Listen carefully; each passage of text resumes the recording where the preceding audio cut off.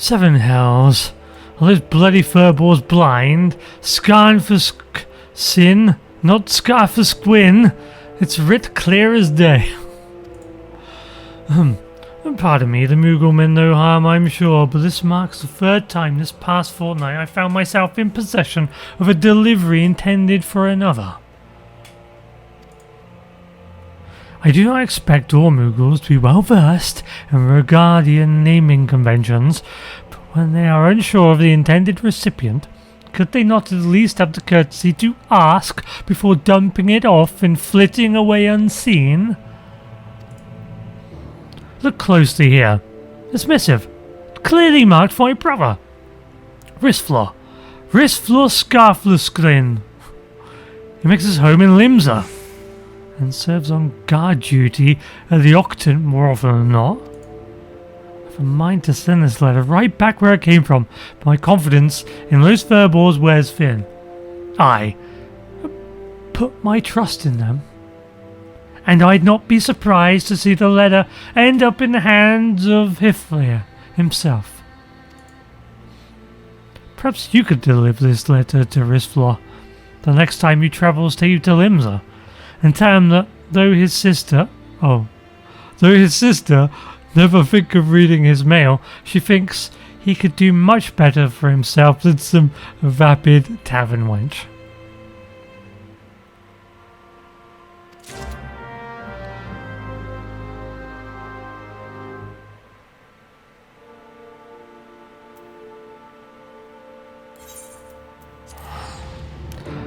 To Limsa! Our home from homes.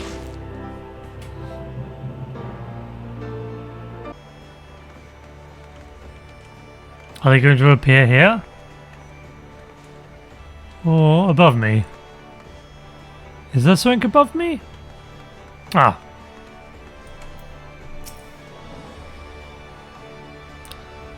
If you're lost, you'd best get found, and quickly. The streets of Limsa aren't known to be kind to lubbers and loiterers. I'm neither of those things.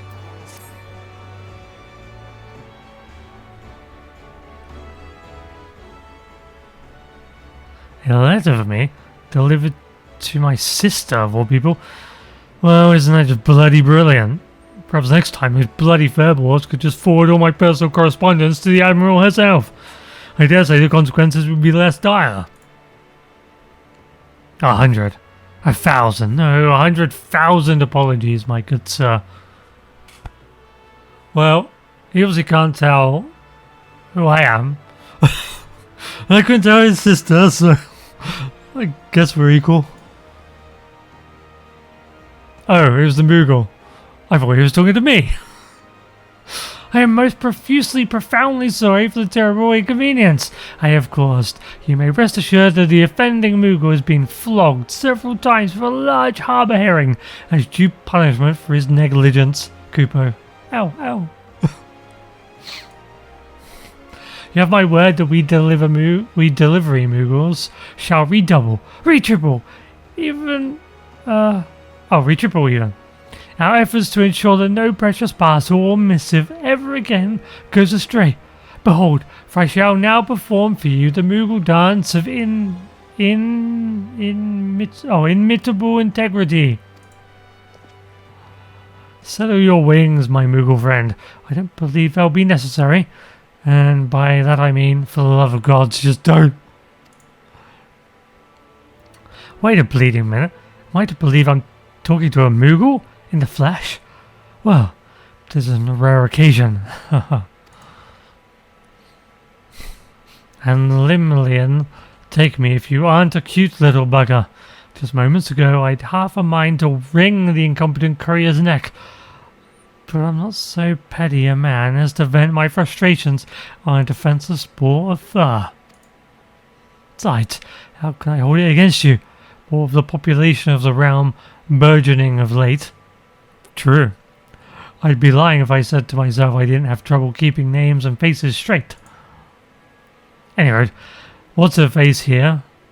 Hey, was kind enough to deliver my letter, and I have your word no more mistakes will be made. As far as I'm concerned, this is all water under the bridge.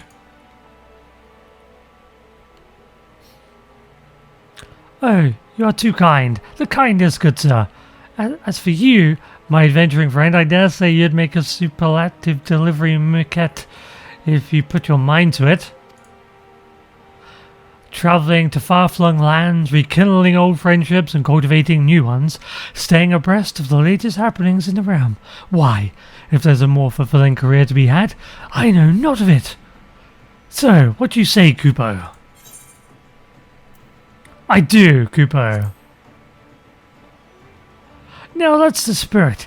In recognition of your efforts on behalf of our friend Risfla, I hereby waive the stringent screening examination typically administered to those who would join our ranks. Welcome aboard!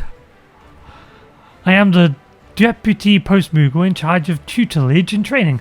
In other words, your superior. As such, you will address me with due respect and follow each and every one of my instructions to the letter. No pun intended. Are we understood, Kupo? Of course we are. Now, allow me to explain your duties. When you see me floating about in the vicinity of where we now stand, you may take this as a sign that I have one or more letters that I cannot be that I have deemed suitable for your training. Approach me and declare your readiness for the task, and I will entrust one of said letters to you, along with the directions of its delivery, and so your journey begins, Kupo. Mind you, until you prove yourself, I will be overseeing all your deliveries to ensure that you do not shirk or slack in your duties. Not a dutiful delivery maquette like you would even consider such a thing, yes? Well, the pay's bad, but if it helps serve the Moogle cause, I shall do it. You attain Carrier Level 1. You are now able to undertake delivery quests. To review available quests and accept an assignment, speak with the Deputy Post Moogle at the Octant. Upon accepting the quest, you will be entrusted with a letter or package addressed to a prominent Eorzea.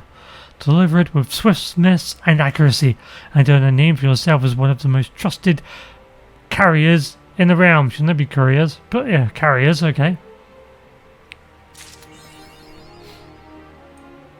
Post Moogle always rings twice. So where do I find boss? Where do I find my boss? Where's the Octant? Am I supposed to know where that is? Oh, there he is. Wait, this is the Octant?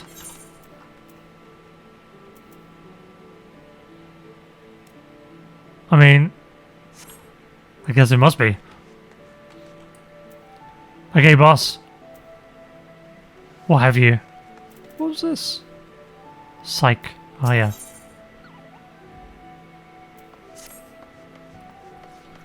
But this is my new promising new recruit. Took in your eyes and spring in your step, simply shout out to me. I'm ready for my first assignment. Mr. Deputy Post Moogle. Sir. Do I hear you correctly, Kupo? Of course I do. Well, this is your lucky day, for I've picked out what should prove the perfect task to start off your training. To wit, I have in my paws a letter that needs delivering to Badaron, proprietor of the Drowning Wench. Simple task, you say? Perhaps. And perhaps not. For a delivery, Moogle's task does not end with the handing over of a piece of parchment. No, the conscientious carrier lends her ear to the addressee and sees the job through until her customer is happier for what has been received. Being the accomplished and eminently visible adventurer that you are, I suspect that your clients will be even more eager to enlist your services than they would with an elusive Moogle like myself. Consider this an honor and a privilege, Kupo. As the one in charge of your training, I shall wait here for word of your success.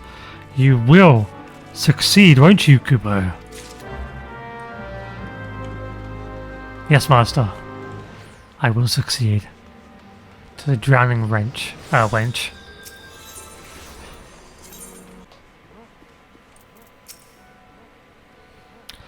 Ah, now here's a phase that always warms my heart to see. Ever a shining example to all the would-be heroes and heroines in these hours. You've a letter for me, you say? Or as it should have been. Would have figured you'd have more pressing tasks when you're playing messenger girl, but who am I to? What's this? Bugging me of all times for him to show up. Hate to burden you, but I'd be much obliged if you could help me with a simple task. I knew I could count on you. The moment I saw your face, I knew the navigator that guided you back for a reason. The reason to help me settle the score with an old acquaintance of mine. The man's worked up quite the bill. It's past time for a reckoning. Yeah, to find the bastard, bring him here to old Baderon. I can trust you with that eye. You'll find him out in the middle of Eorzea. A rugged fellow of imposing stature even, less than imposing brains. Like as not to trouble a sort, and speak with Sotheby before you set out. She's prepared the perfect welcome gift, my dear old mate.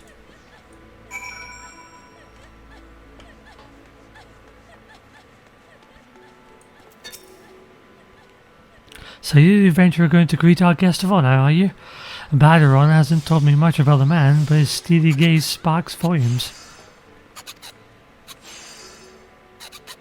As you know, Baderon was an accomplished sellsword in his younger days, made his shares of friends, more than his share of foes, and the latter are none too shy about bringing trouble into the premises. A rugged fellow in the middle of Eorzea, was it? But I'll pry no further. One thing I've learned in my time here is not to poke my nose in disputes that don't involve me. Here's the gift Baderon asked me to prepare. I trust it will serve you well.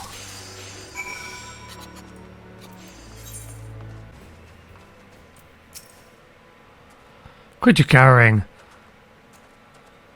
Is ain't looking to steal or nothing. Just be wanting a ship, that's all. A big ship. Adventurer. Thank the gods the brute means to rob me of my livelihood.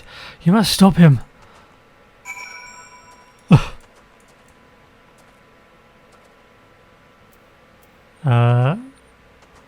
Douse the rugged in water. Oh. Okay. That's what she gave me.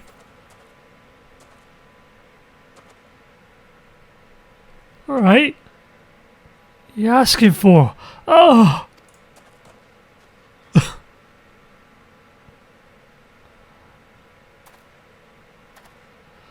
You're a godsend, friend, I tell you. That brute is a menace to honest merchants everywhere. You'll find him and bring him to justice, yes?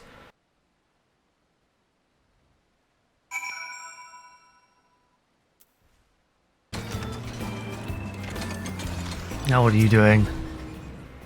Have mercy, woman. I didn't mean the little man no harm. I just had a few too many. An old foe of Baderon's? Ain't that rich? I'm the best bloody mayor the old bastard ever known. Whether or not he's willing to admit it.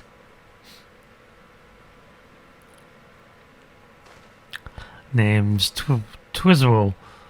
I sell sort of some repute myself, though more of a prowess with a flagon of ale than the spear in my back. No, you'll not see me blaming Baderon, nor you, of course, for the soggy welcome. I dare say I earned it for my last trip to the wench. As a matter of fact, I even bought Baderon a small token of apology, just my way of saying sorry for all the trouble I've stirred up.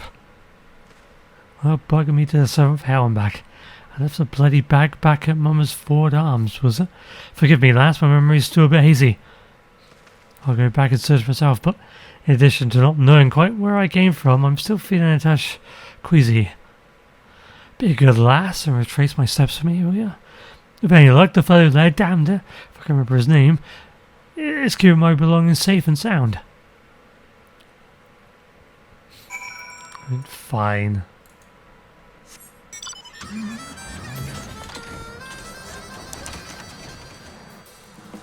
The transformation's amazing.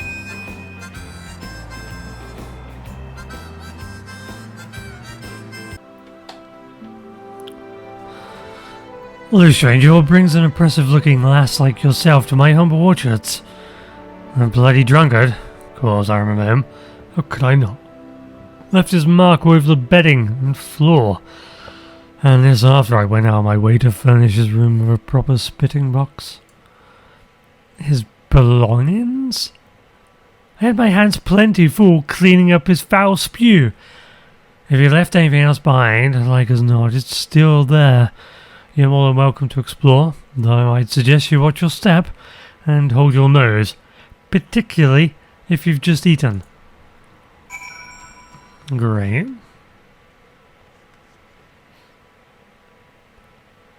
Huh. Seems quite tidy, actually.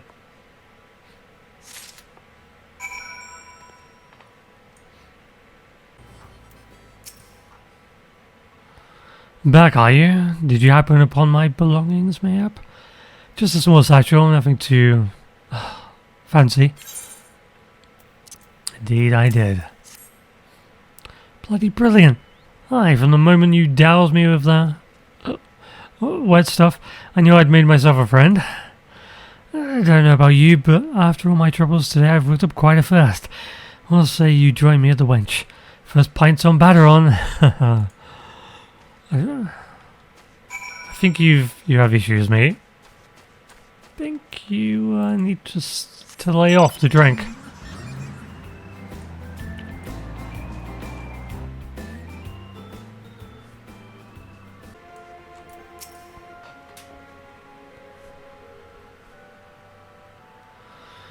Welcome back, Lilith. You've my apologies for getting you mixed up in dealings with a couple of sellswords. Have a pint on me finest, and regardless of what I told you, Tiswain's paying for all comers tonight, including yours truly. You'll change the whip batter on. Still thankless bloody bastard. Thankless? Me? Says the insufferable sot who won't be content that he drinks his so-called best mate out house and home. Mark my words, Telswin. If you're convenient, if you have to pay your tab this time, I want you to the 7th hour.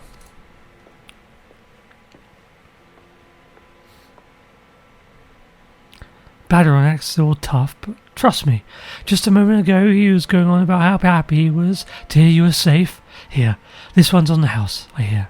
It's your favourite. You needn't worry, Lash. Oh, just went in your master go way back. God soft, if you ask me.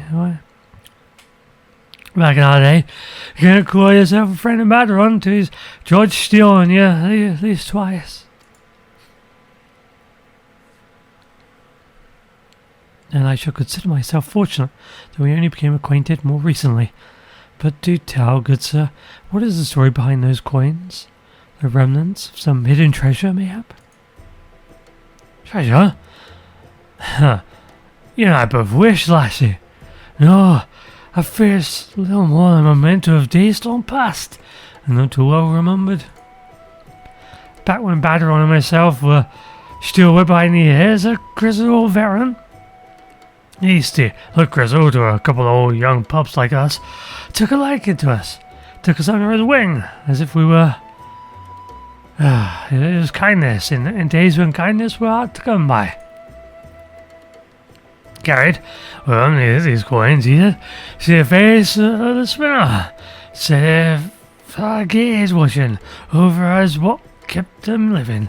Where always our master had a tendency to head up dead. Oh, what? Charged the boy a fortnight ago. He's on deathbed. The poor bastard said he had lived a good life, but his Lord could finally run his to us.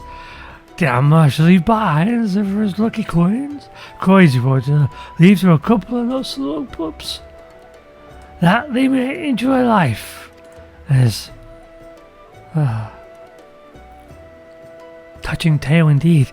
Now perhaps you can answer a long-held question of mine, good sir. Why ever would a sellsword as renowned as Batteron forsake his blade for life of a glorified barkeep? You know, heard the story. I heard details to him. ship my memory, but I'll give you a try. 'Twas 20 years ago, thereabouts, when I was around finally at peace, or something resembling. A great mercenary captain had a plan. This man, a living legend, forever one. I bought all the sellswords, waited for a new fight under one roof. So it's like the Adventurers Guild was born. There were no shortages of eager applicants. Everyone with their uncle were lucky to be an adventurer, save for one young boy, son of the very man that founded it. Yes, boy, why only one thing: to follow his father's footsteps and make his name as the greatest sellsword who ever lived for the realm. Did the boy give up his dream? Do you reckon he'd already achieved it? Can't say it for sure, actually. Only that the boy is now a man, and the man stands by the counter of the Adventurers Guild, dispensing advice to young glory sweepers like Lilevere, and heroes who are drunkards like myself. Is this true? Why, that would mean Badron's father is none of them. Stop it, thee! I pay you to wipe the tables, not wag your bloody tongue. Now get back to work before I throw you back out in the gutter where I found you. Just why things were starting to get interesting.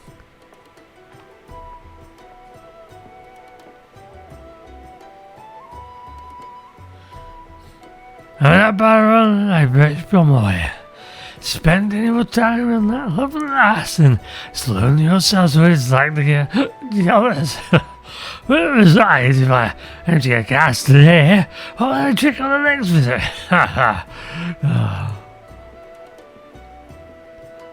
I walk away while your legs still hold you, you bloody oaf. I come back any time for a pint of my finest. I'll see you dumped right over your fat head.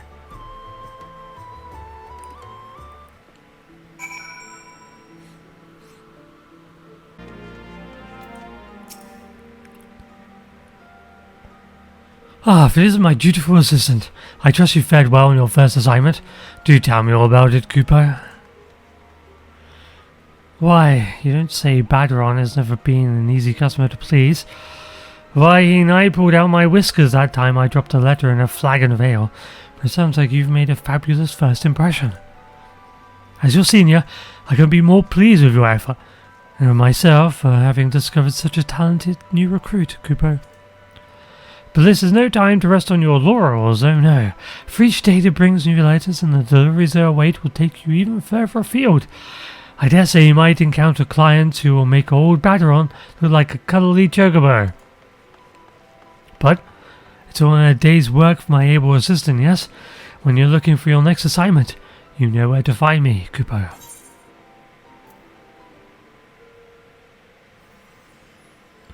And he gets us lunch. What do we want though? What would be good for me? Control. So I could grab some crafting things actually. I think perception helps with high quality like gathering. And control is for crafting.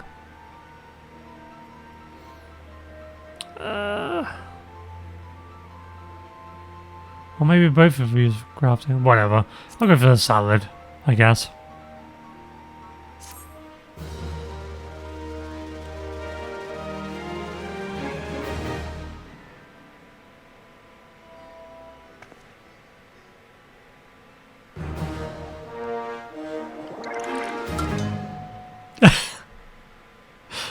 With your successful delivery, your reputation as a letter carrier has grown. Only 3 slots in your inventory remaining. Oh dear, I better sort that out before I continue as post Moogle. So she's got shorter hair now.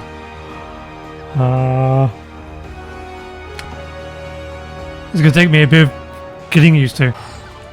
But we have more postal work to do, so let's carry on with that.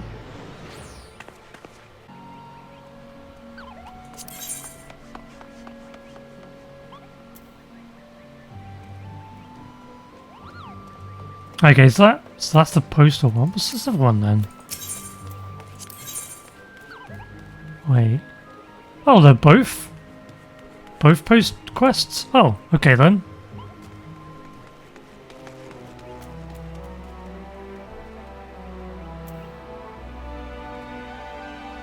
Sure. Well, look who's back. I give you 3 guesses that what I have in my paw, and the first 2 don't count, Kupo. Why, yes, a letter. How did you know? It's addressed to Momodi, the ever-charming proprietress of the Quicksand in Order. Sounds like a pleasant enough assignment, wouldn't you say? But this is no ordinary letter. Oh no, why? I've strained my eyes for any sign of the sender's name, but it's nowhere to be found. An anonymous epistle? Sounds like a task for my most capable assistant, Kupo.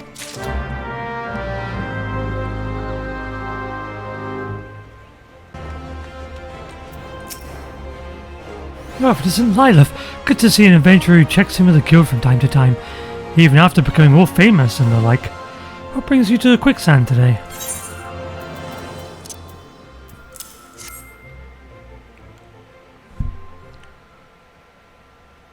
A letter. Next thing I'll know, you'll be sprouting a pom-pom and ending every utterance with Kupo. Oh, how curious. It would seem the sender's forgotten to sign the envelope. Oh, my beloved Momodi. My riches could buy all the jewels in the realm, yet none would shine as bright as the... Say that you'll be mine and... Ugh. Good God! No wonder the letter was anonymous. No man in his right mind would claim ownership of such a hackneyed, pretentious load of... Momodi, my love! I see that my mouthless missive finds you looking as beautiful as ever. Oh, it's you? Why do I find myself entirely unsurprised? I've lost count on how many times I spurned your shameless advances to your face.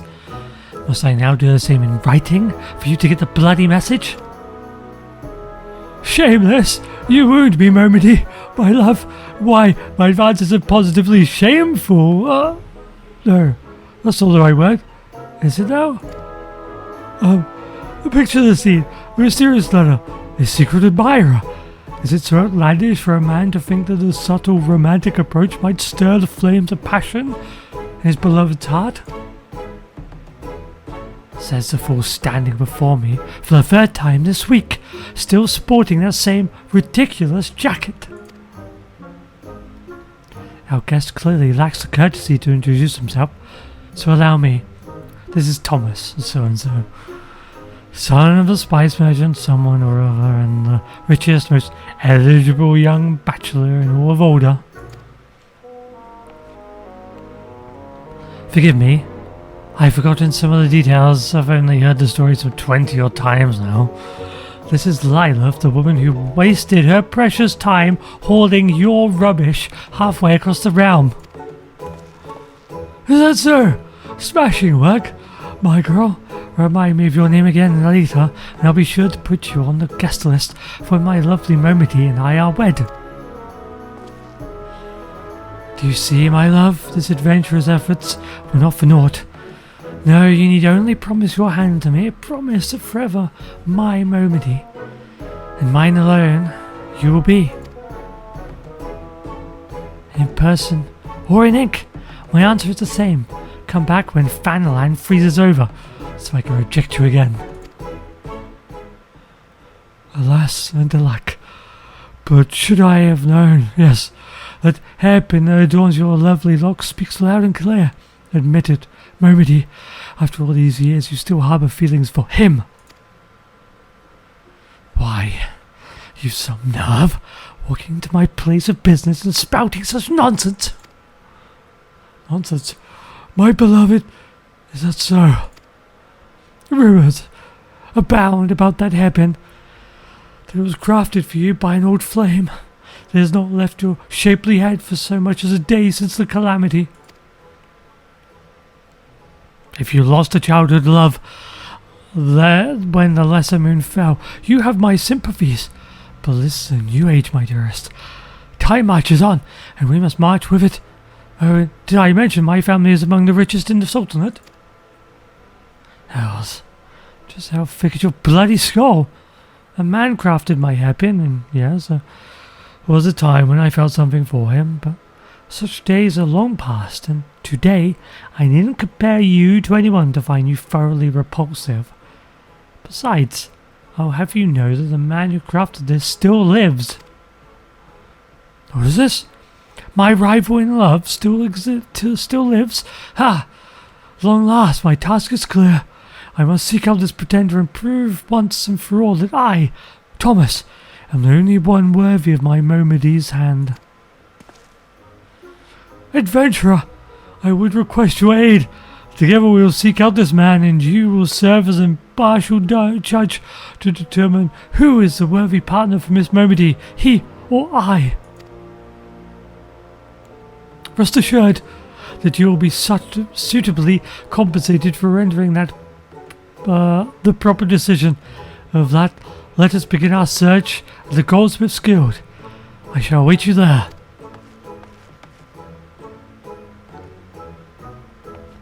I mean, technically I'm hired.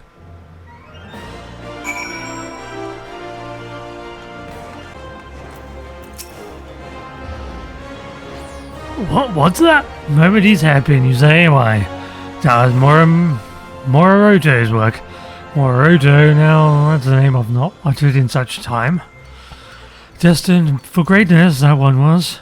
Could have been the second coming of Nefosni.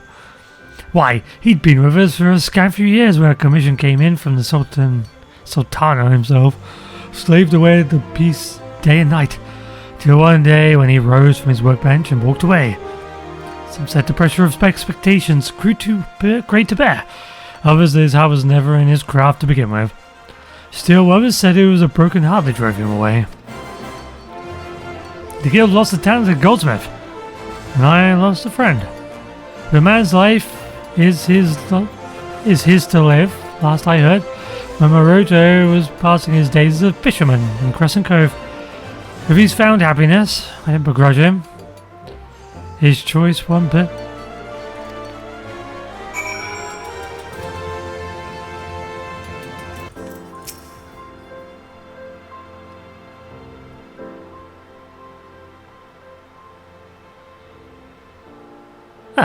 Not a bite. Oh well, Doris another. What brings a mighty adventurer to this lonely fishing hole? This is Moroto, a shabby-looking fellow indeed. What I expect from a craven who threw away his chance at fame, love, and glory because he couldn't bear the pressure. Oh, the ignominy of it all. She turns down my gifts of jewels and gold, yet adorns her fair locks with a trinket cobbled together by a languid lullifowl who stinks of sardines.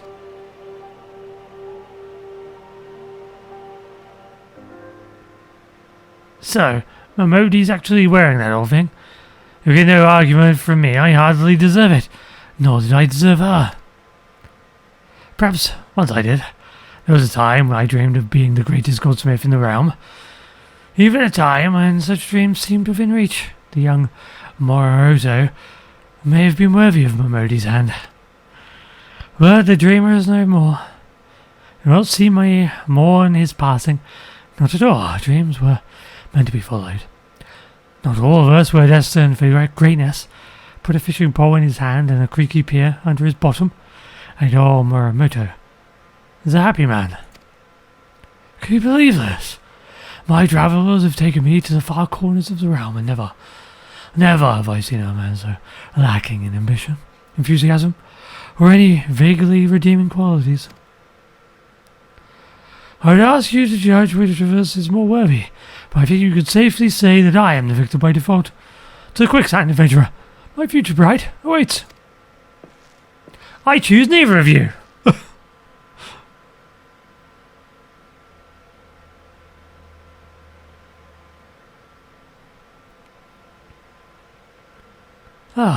That's what all this is shouting was about.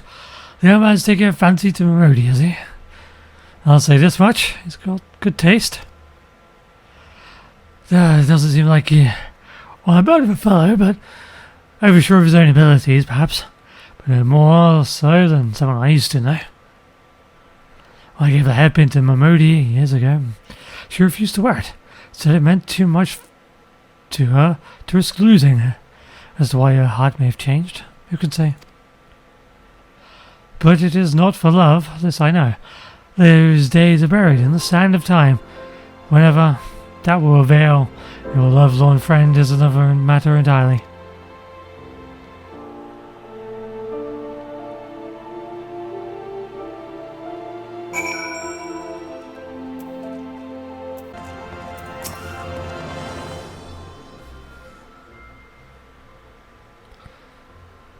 Just between you and me, Lilith, I was hoping you'd manage to lose him somewhere on the way. I've done my part. I sought out this Morodo and heard his tale. The tale of a coward who has not deserved you since the day he fled the city, forsaking your love and his future in the process.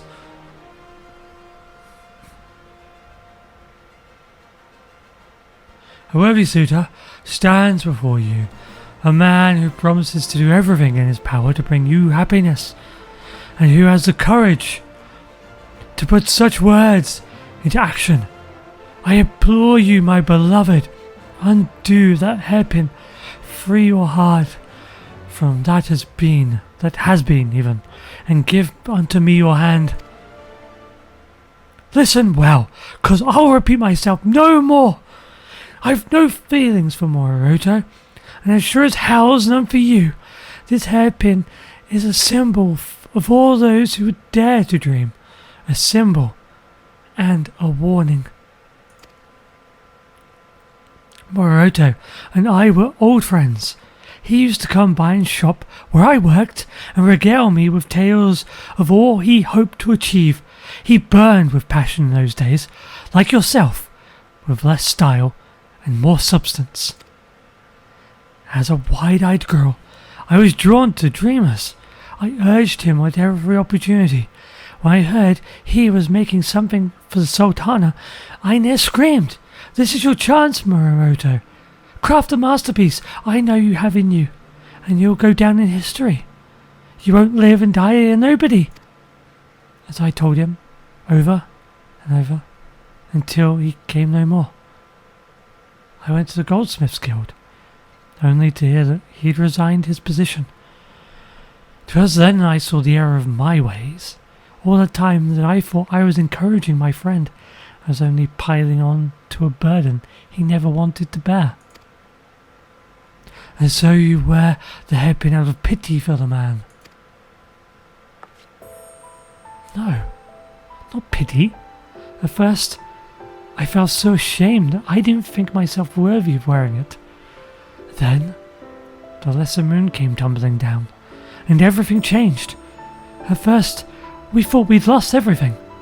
Then slowly but surely, we began to pick up the pieces in dreams again. Seeing the proud faces of those who would rise to the call and rebuild our realm, it rekindled passions in my heart I hadn't felt in years. It was then that I finally discovered a dream of my own. To stand with those who would fight for their dreams, and to give them strength in any way I could. This is why I stand here today. And yet, I must never repeat the mistakes of my past adventurer, artisan, or angler. One's true dreams, one's true strength must come from within. This is what I learned from Moroto, and this is why I treasure his memories to this very day. Oh, my beloved, could there be in this world more sensitive soul? This 12 should be the 13. For you, my dearest, are a goddess of dreams and compassion. Hitherto, I knew only your physical beauty, but I have seen the true beauty of your heart and soul.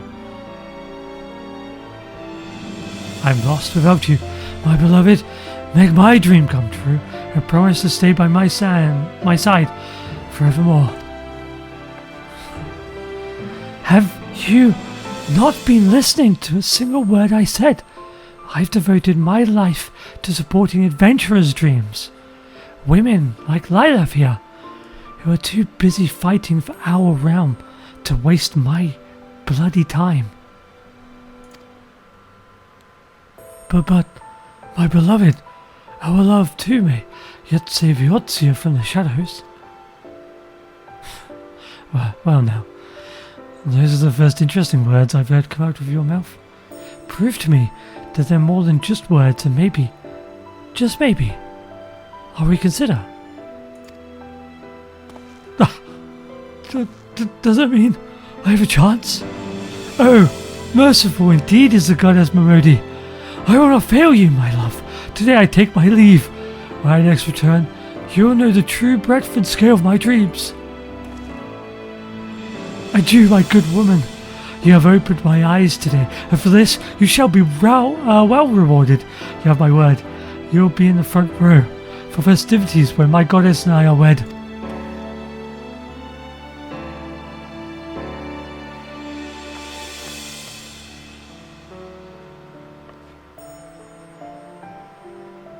Finally, some peace and quiet. I doubt he'll be showing his face here anytime soon. But who knows? He's not the first man I've seen change. Hero, thank you, Lilith. No matter how far we came, we can't forget the past.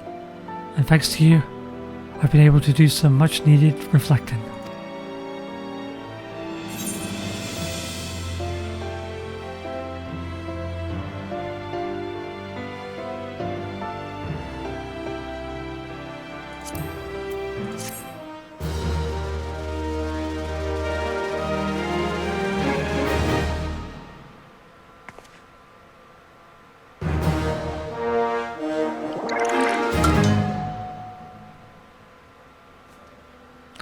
With your successful delivery, your reputation as a letter carrier has grown. Yay.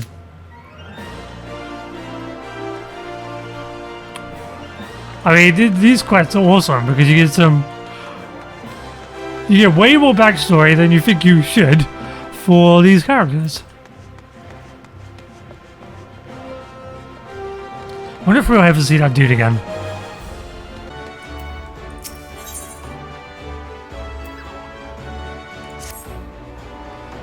Well, it isn't my favourite assistant, back and eager as ever.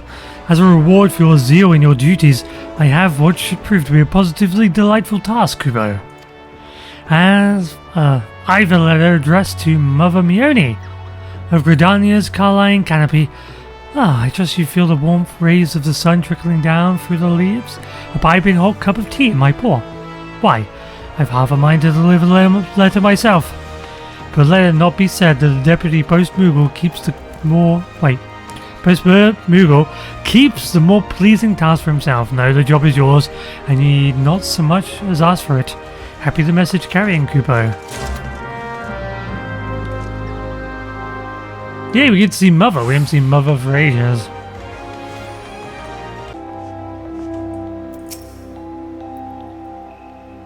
Welcome home, friend. You've made quite a name for yourself, haven't you? At times I'd swear that even the trees themselves are abuzz with tales of your exploits. A letter? Let me see. Oh, well, it would seem there'll be an even greater demand for eel pies in the coming days. Once again the oven calls. Not that you'll find me complaining.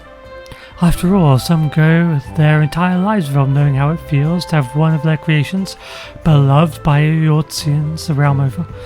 Which, come to think of it, reminds me of a story. How do you go again? Ah, yes. Many years ago, when I was no taller than the counter before us, a Lalafelian artisan and his daughter came here to Heavensward. Of the circumstances which brought them here, I know little, for the father was a man of few words. What I do know is that they had left behind their home, travelling far and wide across the realm before settling on Gridania as their new home. The elementals care little about the borders drawn by men, or who treat the forest with compassion are welcome within. Sadly, people in those times were not quite so understanding. The poor man and daughter endured name-calling, spiteful pranks, and worse. My grandfather took pity on them, offering them shelter in this building. In those days, It was little more than a glorified storage cabin, far from the bustling centre of activity it is today. My grandfather minded the watermill. You see, as his father before him, a respected position that afforded our family a certain status among our peers. Though not all approved of my grandfather befriending the outsiders, none dared give voice to their objections. With time, Gridanians came to understand that whencever they hailed, the man and his young daughter were honest, peaceable folk, no different from any of us. With the blessings of their newfound countrymen, the love the two harboured for their new home deepened. When talk arose of erecting a new water wheel, the father, originally a shipwright by trade, was among the first to offer his services. My grandfather soon joined him. Though not without hardships along the way, the wheel eventually rose, standing even today as one of Gridanian's greatest architectural achievements, and a keystone of our very livelihood. If you are not in too much hurry, I would very much like to show it to you. But before we depart, I would ask you a small errand. Would you be so kind as to pick up 4 carline blossoms about town and bring them to me? I would accompany you, but alas, the kitchen calls.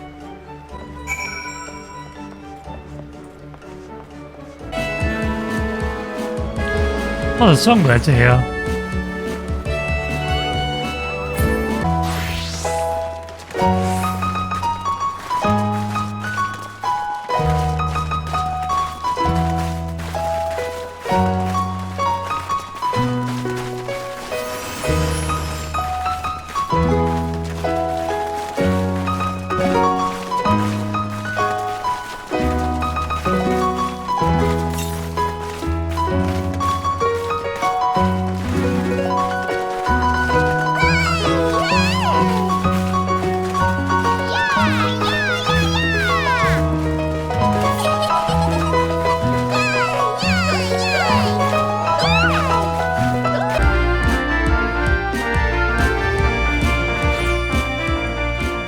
Anyway, rather than getting distracted from listening to the songbirds, they're on Twitch. Songbirds FFXIV on Twitch. Go follow them.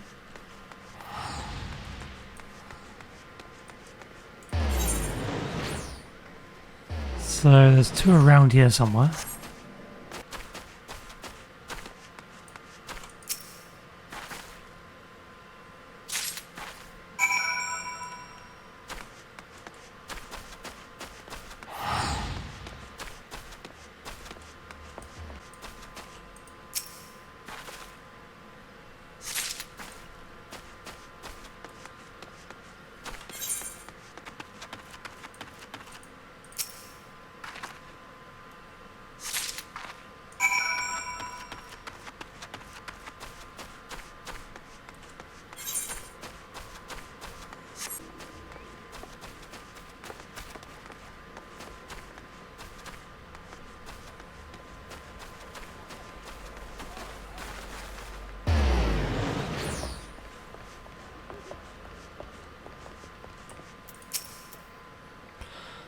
Welcome back. Were you able to procure the carline blossoms I asked of you? Indeed. How lovely. Though hardly a rare sight in Gridania, these flowers never fail to bring a smile to my face. The water wheel I would show you is best seen from the jadeite flood. Go on ahead. I shall be along after I see to my duties here.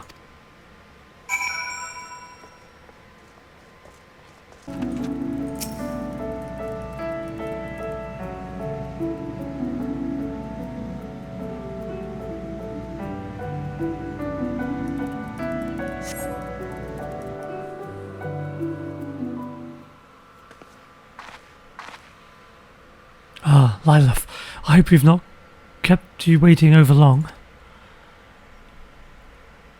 Come now, let us look upon the water wheel of my tale. Behold the pride of our nation, Vergaga's gift. Is she not magnificent? Countless times I have come here, Yet each time I stand in awe at her sheer size and beauty, knowing that it was born of a special bond between my grandfather and the Lalafelian builder, elevates it to a special place in my heart. Would that they had lived to see it complete. I spoke of hardships, yes. Not days after he finished drawing upon his draft of the new mill. The poor Lalafell, hale and hearty for his age until then, suddenly took ill. What started as a cough soon grew dire, and within a fortnight he had passed. Without its chief builder, the ambitious project came to a grinding halt. At first there seemed to be recourse but to abandon construction entirely. Then the daughter stepped forth, vowing that she would see her father's dream to fruition. Though none could deny her pedigree, the girl had never lifted a hammer in her entire life. Not letting this, nor the doubting words of others deter her, she promptly enrolled in the Carpenters Guild, vowing to follow in her father's footsteps. People laughed. Who was the shy little girl with yellow blossoms in her hair? But within a year's time, all could see that the girl was a prodigy. With a hammer, in 5 years she had mastered skills that would an ordinary carpenter a lifetime. In 10, her father's dream had become a reality. The shy girl with flowers in her hair had blossomed into a strong, proud woman, and one of the greatest builders of our realm had ever known. Such is the tale of Fragaga. To think of the wonders she might have wrought. Alas, not long after completing her gift to us, she succumbed to the same foul plague that took her father. Though she is with us no more, she remains an inspiration for the women of Gridania, myself among them. It is here, to view the father and daughter's greatest accomplishment, that I buried their ashes and built a small monument to their memory. Once again I thank you, Lilith. The flowers you picked surely brought a smile to Fragaga's face today. Now, shall we return? Yes, to the place I named in her memory.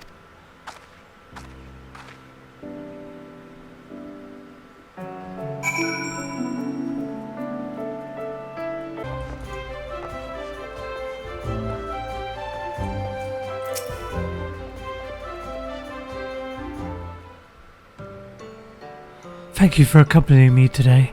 I had hoped to share the tale of Fragaga with you for quite some time now, having come here as you did from a faraway land.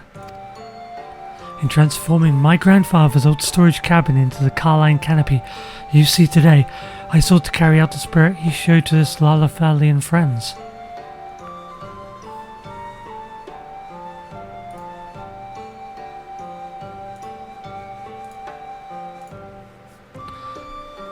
A spirit of welcoming and acceptance for all who would seek shelter here, regardless of their origins. And if it was the same spirit I came to devote my life to looking after those who would seek adventure, what a fateful decision that turned out to be, yes? So it was with that I came to stand behind this counter. So it was that I met you. And so that I received the joyous tidings you brought to me today. If you see, the letter you delivered was an announcement from the Adventurers Guild. It would appear that I can look forward to a sizable group of new recruits in the days to come, and nothing could make me happier. I wanted to share this news with Fragaga and with you. After all, it is no small part thanks to your exploits that so many brave young men and women would step forth to bring succor to our realm. Truly, you are a gleaming example to us all. May your star shine forever bright upon us.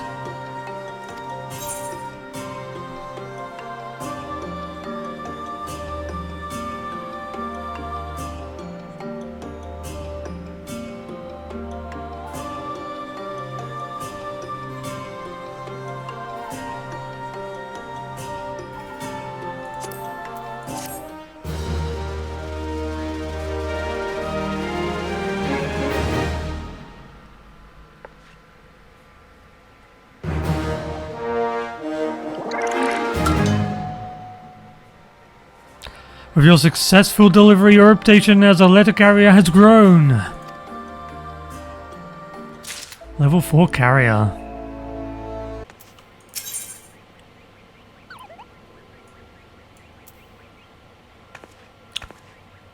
So it looks like we have 3 to choose from. So let's do them in order. How far you've come as a carrier, and in such a short time. I knew that my pedagogical skills bordered upon genius, but I dare say I have outdone myself this time, Kubo.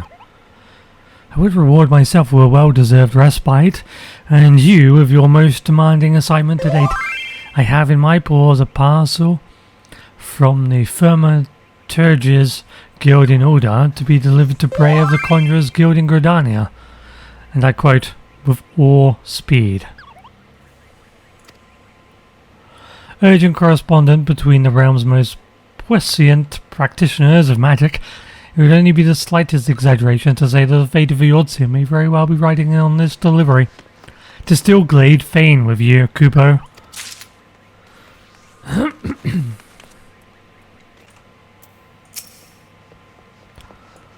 Tamtara Deepcroft, Horkamana, and now this. Vengeful spirits clutch and claw our forest home and our very souls. Is there naught we can do to free ourselves from their grip? Thank the gods, I feared it would not arrive in time. This is a comprehensive summary of void-sent sightings collected from across the realm, along with the latest theories on how to deal with the potential cases of possession. A young man recently approached me, you see, fearing that he had fallen under the influence of baleful forces not of this world. As the poor soul told me, he oft awakens in the night, in parts unknown, with bruises all over his body, with no memory of how he arrived. The mere thought sends shivers up the spine, does it not? It goes without saying that the man was quite distraught. I promised I would gather what knowledge I could and see what I might do to free him of his demons. Thanks to your timely delivery, I am at last armed with the information I need. But there is another rub. My subject has vanished. Even as we speak, dark spirits may have seized control of him once more, and yet I must dive into his tome immediately to have any hope of saving him. If you could track down the man, I would be much in your debt. His sister, Adok, we found in Quarry Mill, and may have some knowledge as to his whereabouts.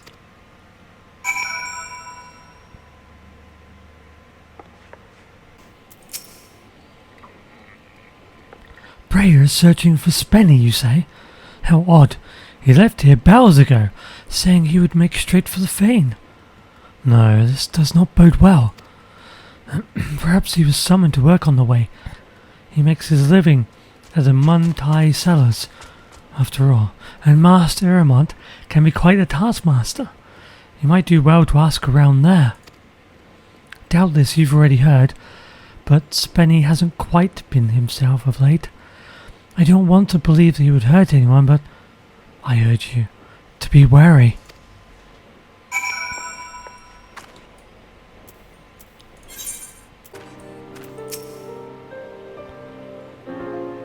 Adok's brother?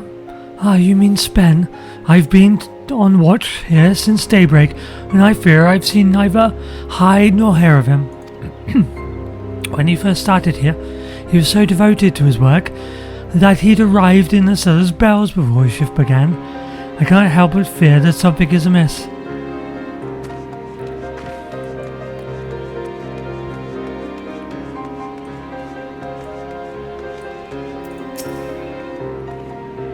Looking for Spen, you say? Afraid I can't help you there. Hasn't come around here yet today. Possessed? Ha! I'll believe it when I see it. Like as not, his disappearance has more to do with the thirsty casks of Muntai beans we need to haul up from the cellars today. 30, not thirsty. Oops. Thirsty casks. Well, that would be something. Spen's gone missing again. The lad's worked hard for us, but I can't deny that his attendance has been somewhat erratic. I fear that if he does not get his act together, and soon, we have no choice but to let him go. That said, his shift began only minutes ago. I will give him the benefit of the doubt, and trust he is making his way here as we speak.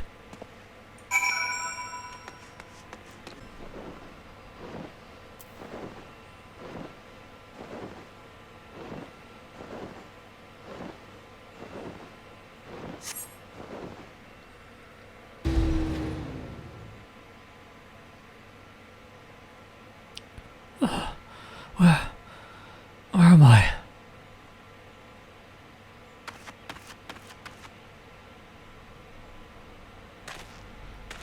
Spen. Why yes, that is my name.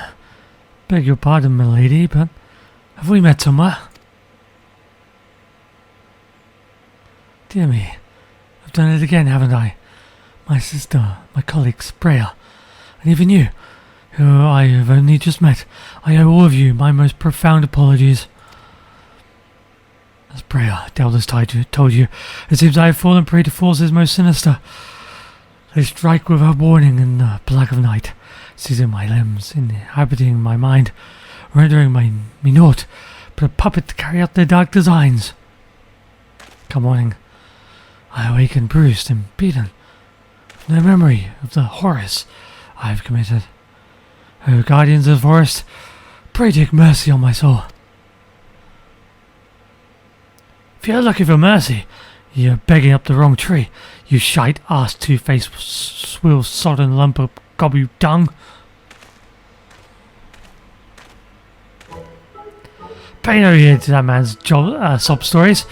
The only sinister force that's got him in his clutches is old Buscaron's mead. 1,396 skill. Spen. That'll cover food, drink, and healing fees for the poor sod whose arm you near twisted off. Master Buscaron, surely it's supposed to be some misunderstanding. Why, certainly I patronize your fine establishment on occasion, but only for a single drink. Aye, I suppose that's true. I'm not known to quiet, thoughtful Spen to order more than a single flagon of mead. But by the time that flagon is drained, Spen is no more. In his place is a roaring, mead-swilling, punching, kicking, belching, screaming madman whose name strikes fear into the hearts of every man and woman who's ever wanted to enjoy a drink in God's damned peace. The scourge of the drovers, if not the whole bloody realm. Aye, I speak of you, Spencer, oh bottomless cup. Oh, this can't be. I'm no scourge. I am responsible drunkard. I know when to say when. I do not know what madness took me, Master Buscaron, but I can assure you that it was an isolated occurrence. Please accept my payment. 1,396 skill in full, along with my profuse apologies for the trouble I have caused. As for the unfortunate fellow who I may have unwillingly injured, please assure him that I will return to the drovers this evening to make amends in person. And of that, I must be off to the cellars. I'm already late for my shift, and Master Irmont will be rightfully furious if I tarry any longer. Farewell, my friends.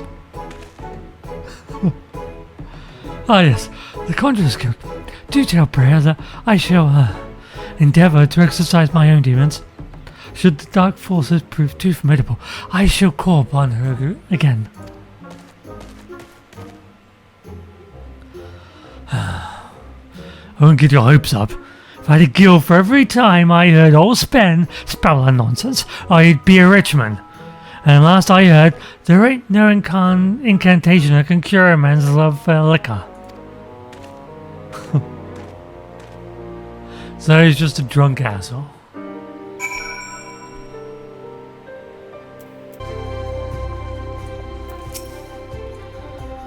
Spencer of the bottomless cup. And here I had thought that name only a wives' tale, dreamed up to steer young children away from the bottle. I must confess, I am somewhat relieved to discover that spirits that plagued the man were more of a worldly sort, though that is a small solace to the poor souls who must suffer his mead-induced wrath. Sadly, I fear that subduing the drunkard is outside my field of research, Should you find the poor man in the throes of madness, pray do what you can to restore him to sanity.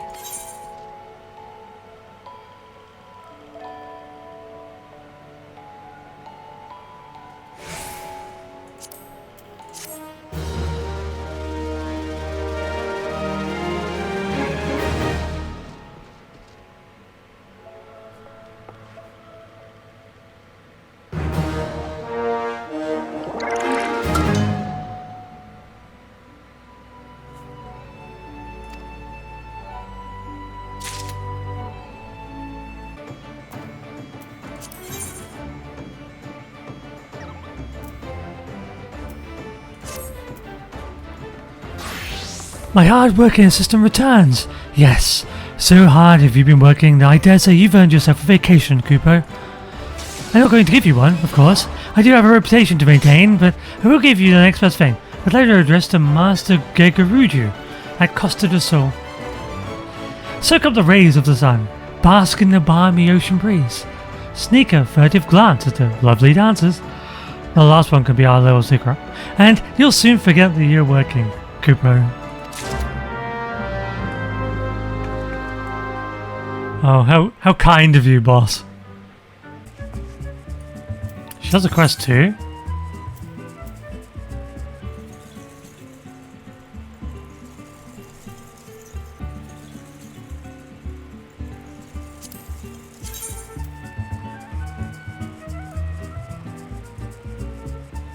Huh, would be cool for my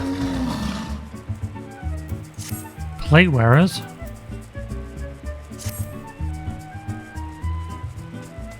Oh, an evil demonic chocobo.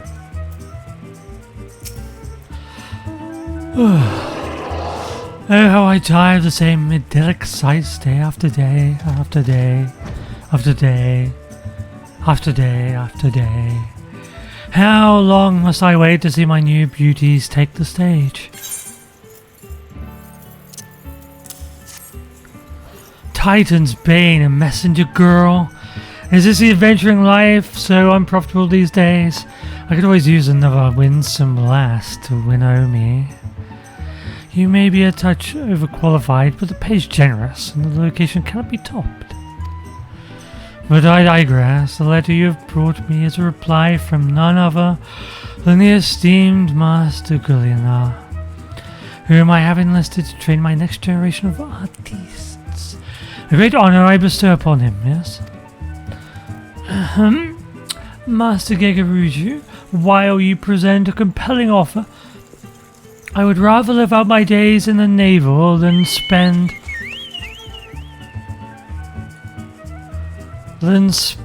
another moment instructing empty-headed, ample-bosomed strumpets with as much passion and aptitude for dance as a pack of three-legged shrews.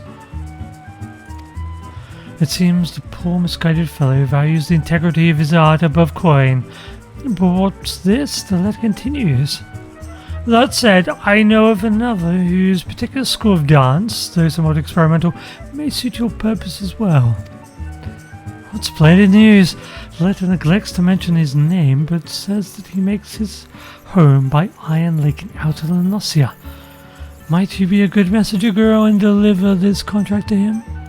I would have my girls begin their training straight away. So what's his other quest? Oh, little Verdi. Well, I guess we will go find him. Our old dance instructor. Wants nothing to do with this guy. But that sounds like him, so. Man, I'm super loving these quests. Like we're just being like a delivery person going from one person to another.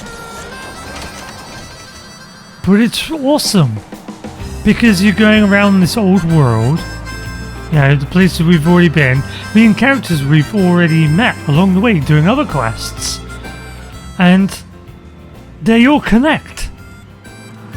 It's crazy. Like in World of Warcraft, you're doing all these quests for NPCs that are pretty much just throwaway. Like you almost never see the same NPC twice. But in this, they all connect, and it's crazy. Like that. Like we've just gone to see that dude who we've done quests for.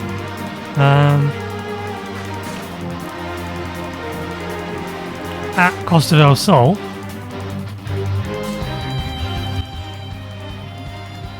Oh my god, the music. Yeah, we met a guy, the little Lalafell guy who's in charge at Costa del Sol, and he was talking about the character that taught us to dance. And the character who taught us to dance, we met through also a side quest.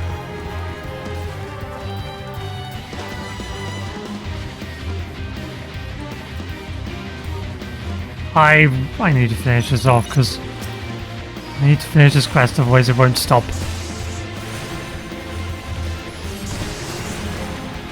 The music's far too intense.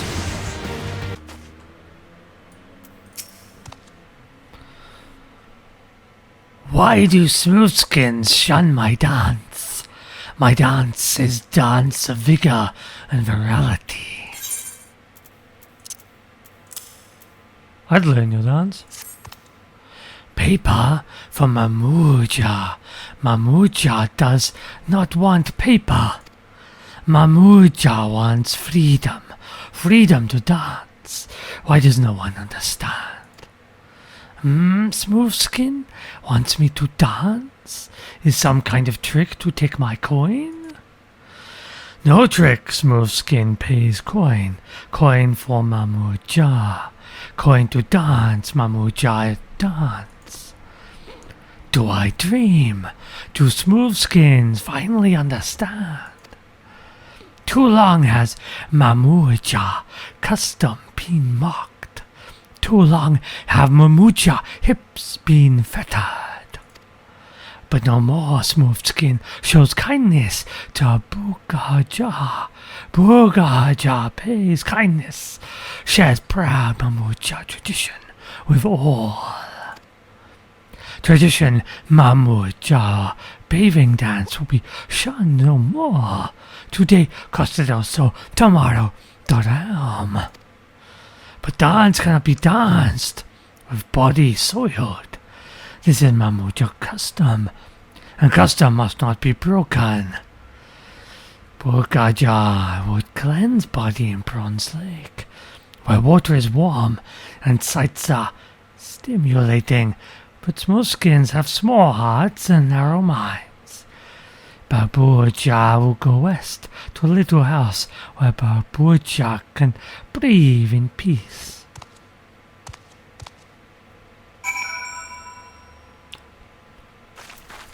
Okay, I'm not super clear on what he was on about. So we'll go all the way up to the Hermit's Hovel.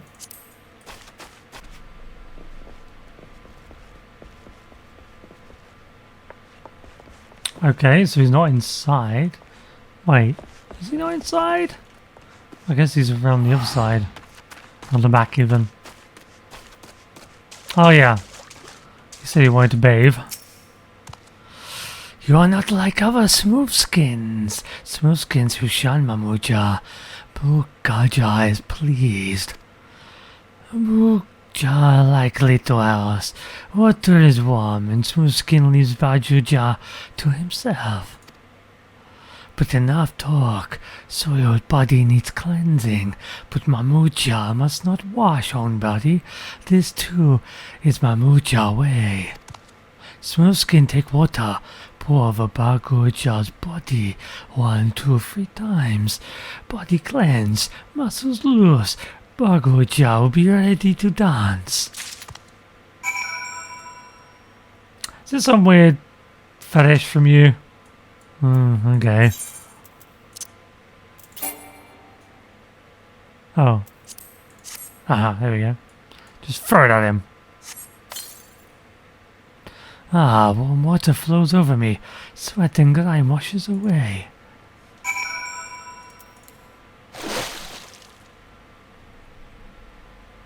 Why can't we do that? Huh? Why can't we do that to clean him?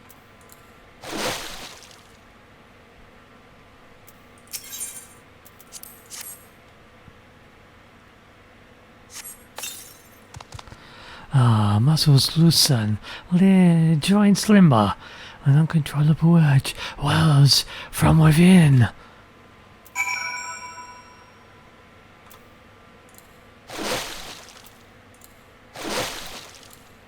I just love this animation. Shame I can't do it more often.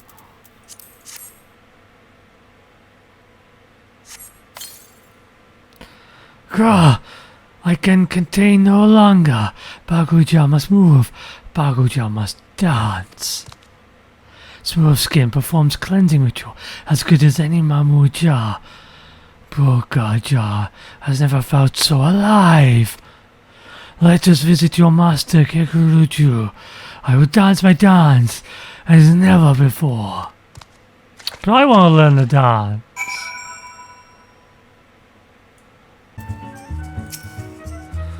Oh, there you are.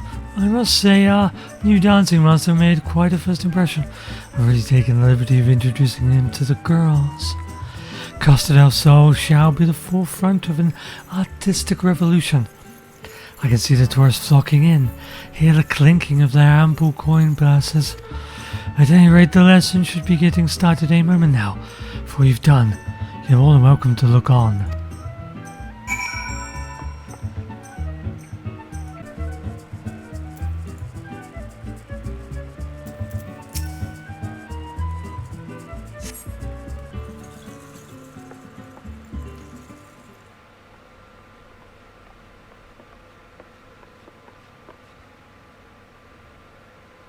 Master Geguraju of a smooth-skin Shan Mamuja tradition, but you welcome us with open arm. Baguja will not forget this kindness. Baguja will be greatest dancing master Costa del Sol ever knew. Traditional Mamuja bathing dance is dance of pleasure, dance of life-giving. Every lift of leg, every sway of hips is sacred. When you dance Mamuja bathing dance, you must summon vitality from the very depths of your soul. Did you hear that, girls? I'm paying you good coin for this. Don't be shy up there. Yes, Master Geguja. We've been waiting our whole lives for this chance. We won't let you down. Prepare yourselves. We begin. Uja, uja, Mamuja have hips. Hips must sway. Uja, uja, Mamuja have hips. Hips must thrust.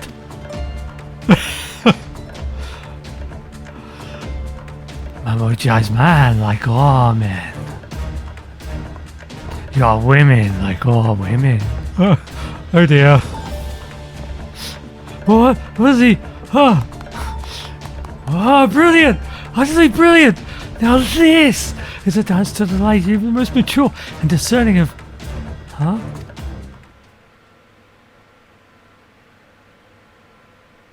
Now, where'd everyone run off to? And you feeling quite alright? I do not understand, Master Geguruju. Poor guys only danced as Master asked me to dance. Pay no mind to the reactions of my servants. I suspect they were simply overwhelmed by the sheer wonder of the spectacle lay before them. 'Tis sadly a common plight with artists, who are ahead of their time. That said, it is perhaps for the best that we part ways. At least for the time being. Rest assured that you will receive full compensation for your services, as will you, Titansbane.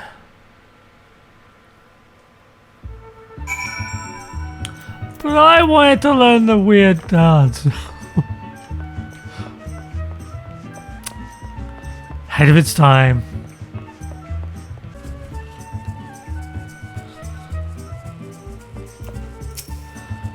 You've returned. Have you any idea what all the shrieking and retching was about? I, for one, found Burguja's gyrations positively captivating. I was eagerly anticipating the sight of my fair maidens performing this treasure of Mamuja tradition. But alas, Once again, the common folk proving capable of appreciating my heightened aesthetic sensibilities. And yet, while I am a lover of the fine arts, I am an even greater lover of coin. The highest form of art in the world means nothing to me without an audience. A well-paying audience. As such, I have made the most heart-rending decision to annul Master Bagel Jar's contract, effectively immediately. In return, I compensated him with a healthy sum and a one-day pass to the springs at Bronze Lake. I don't foresee this being a problem, do you? That said, the sheer unbridled passion that the Moogle possess for the act of bathing is truly a sight to behold. Were only this passion shared by the average Eorzean, oh, what fortunes could be had?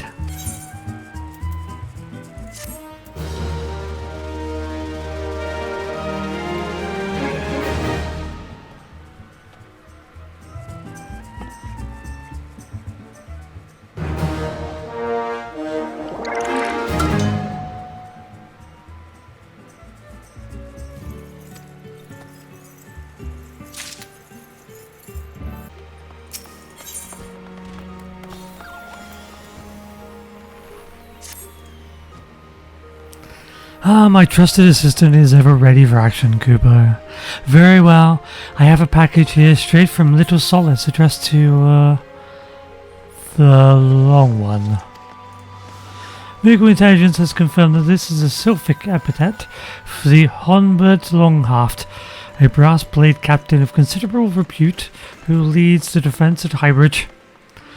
Hunbert is known to be one of the most charismatic leaders in the realm. Never seen outside the company of one or more of his men, rather I should say women. His followers are uniformly female and fiercely loyal to their captain. I was in Highbridge a short while ago, but the captain was unfortunately off duty. It would appear he had business at the Weavers Guild and had taken two of his most loyal subordinates along with him to order. Many happy deliveries, Cooper.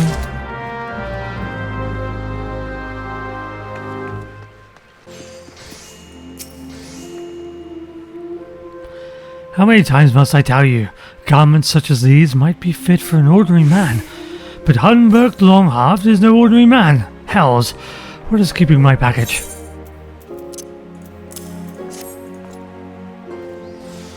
My silk at last! Ah, now this is more like it. Feel for yourself, so soft and pliant, a fabric that truly breathes. This is of Sylph make, you see. A merchant I met in Highbridge sang its praises. I simply had to experience it for myself. Your puzzled expression does not escape me, but Longhaft, you protest. Many a tale have I heard of your blade and the consummate skill with which you wield it. What use would be a virile swordsman such as yourself have with such delicate, even feminine fabric? An astute question, which I answer with a question of my own. You strike me as one who knows your way around the battlefield, yes? Suppose you are the commander of a formidable unit, one akin to a great machine.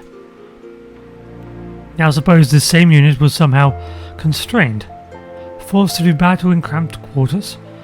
Would your unit be able to realize its full potential in such unfavorable conditions? Verily not. Only when given room to breathe will the puissant unit swell and expand over the battlefield, and then, upon reaching the full extent of its power, thrust forth and penetrate your opponent's defenses. Do you grasp my meaning? A lot of sexual innuendo going on there. And so I would commission a garment to be made from the silk, and yet my unit is not merely my own. No, the skilled hands under my command see to it that my machine remains well oiled. Two of these hands accompanied me with here to order, but it would seem they have eluded my grasp, or I have eluded theirs. Might you be a good lass and find them for me? Okay, let's go find his guards then. Have they split up or are they both there? They are at the goldsmiths, or at least one is.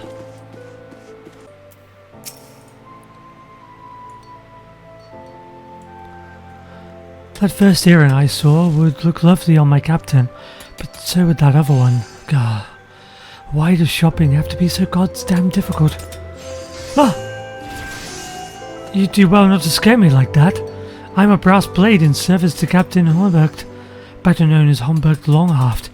No doubt you've heard the tales. None can deny the Captain cuts a dashing figure, but I would give him a gift to further bring out his beauty. What say you, adventurer? Do any of these fine ornaments catch your eye?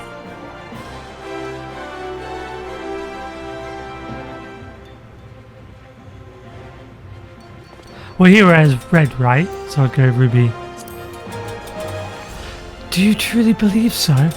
Some are quick to point out that ruby is a symbol of passion, but red is also the colour of jealousy and anger.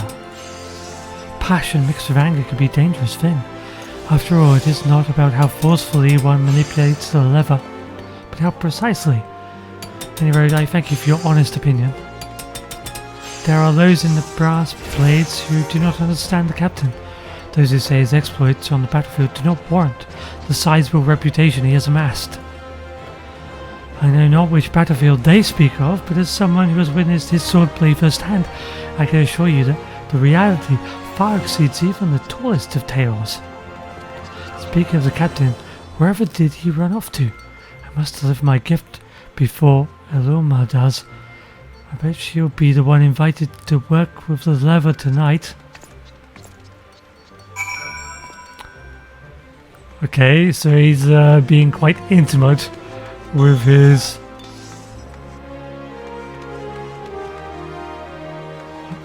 subordinates, I guess you'd call them. Ruby eyes. Does she actually have ruby eyes?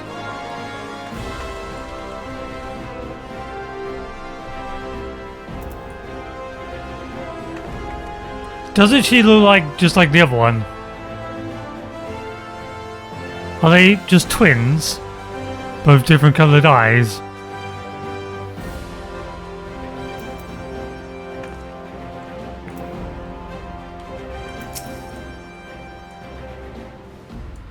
So many potions of myriad powers and potencies. Surely one might serve to further harden the captain's resolve. Don't frighten me like that. I was just shopping for a suitable present for my captain. You have heard of the tales of Longhaft, I presume? Then you know he is naturally endowed with both size and stamina. Still, I would see how chemical innovation might enhance his already prodigious talents. Do any of these files intrigue you, adventurer? Wait, what's the difference between vigor and stamina?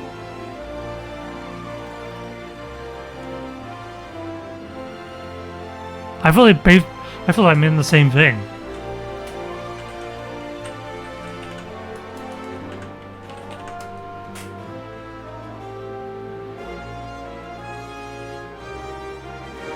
Oh, vigor means more strength and healthy. Okay. Huh.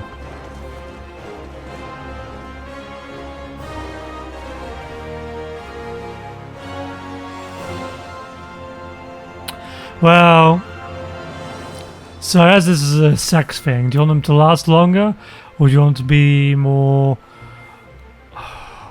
enthusiastic, I guess?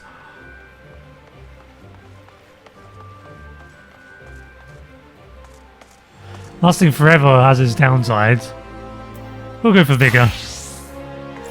Is that so? Do you not feel like this shade of blue is somehow lacking of warmth? Not unlike Eorzea eyes. The last thing I'd want to do is stifle the captain's flames of passion. But forgive me, you simply gave an opinion as you were asked to. In the past, the captain shunned alchemy in all forms, claiming it had no need for unnatural enhancements. Recently, however, I remarked that his blade, already renowned across the Eorzea, might reach legendary stature with the right help. He seemed suitably aroused by the idea. Oh, but I simply must be getting back. I just imagine the captain alone with her is enough to send shivers on my tail.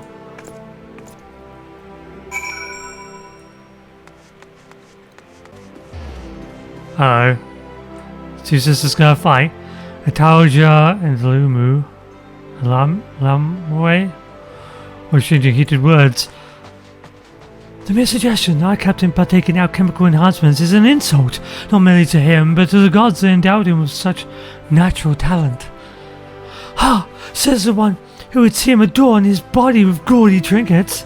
Do you even understand the true measure of a man? Ungrateful wench! You are not worthy to polish the captain's blade.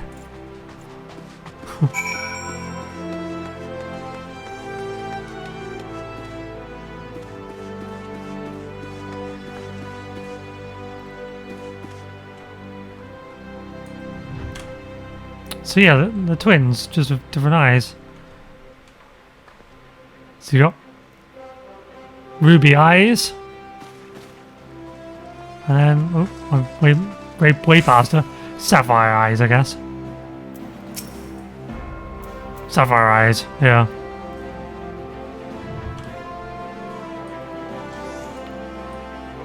Oh. Captain, I brought a truly perfect... Captain, I have brought a gift truly perfect for one of your peerless masculine charms. What did she say? Captain, my gift will see your legendary prowess raised to godlike heights. What have you done? This can't end well. Captain, you always praise the way I calibrate your lever. You called me an engineer.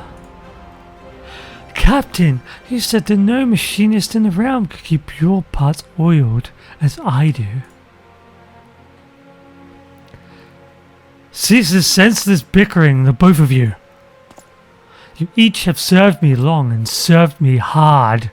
Surely you realize by now that there is more than enough man to go around. While I welcome your sentiments, I have no need for shiny baubles or motley brews. The gods have seen fit to endow me well. I would fight my battles on my own merits. Besides, there are more important matters at hand. Before you came in, I had been informed that my garments were ready. Prepare yourselves.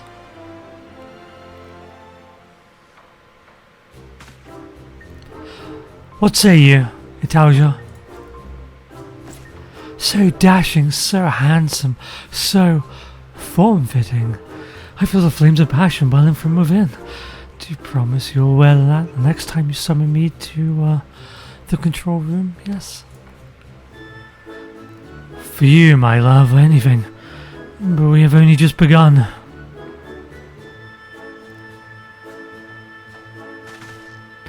What say you, A Realm Reborn?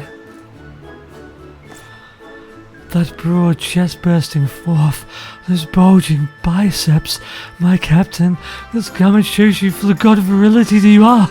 My only regret is I cannot quite see under the belt. One good time, my love. Now, do you see? There is more than enough man here for... No, Hunberg, 'tis no mere man. For within me rages a beast that will be contained no longer.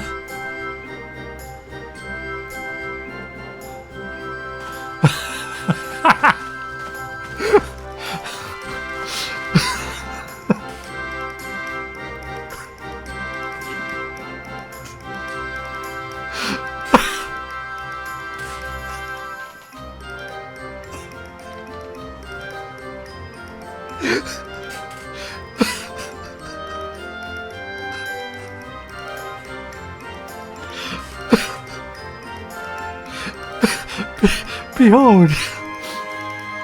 Did you know that this furried snow creature is legendary for its stamina and sheer size of its manhood? Now tell me, ladies, what would you like for starlight this year? You, my captain, and nothing but you!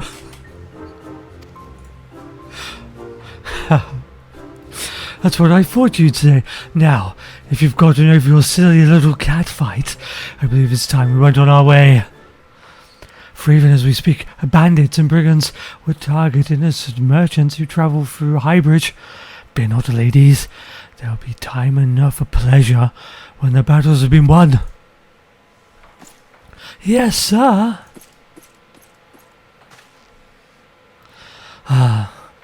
If you thought being the long haft was all about sweet pleasure and bliss, you'd best think again. Prone to bouts of sibling jealousy, those two, but they're good girls at heart, all the more admirable considering their origins. Stolen from their parents when they were just babes, and sold into trade where no woman deserves to go. My unit found and freed them, but sadly the brass blades are not in the habit of taking in children. Granted their freedom, they made their living on the streets, where many turned to selling their bodies. They honed their smarts and their fighting skills, when they returned to me years later as women grown. Strong and beautiful, I swore that I would have them, in my regiment, that is. That they know how to properly sheath my blade is an extra benefit, albeit a most welcome one. And with that I must return to my post. I mean, you're still a creep.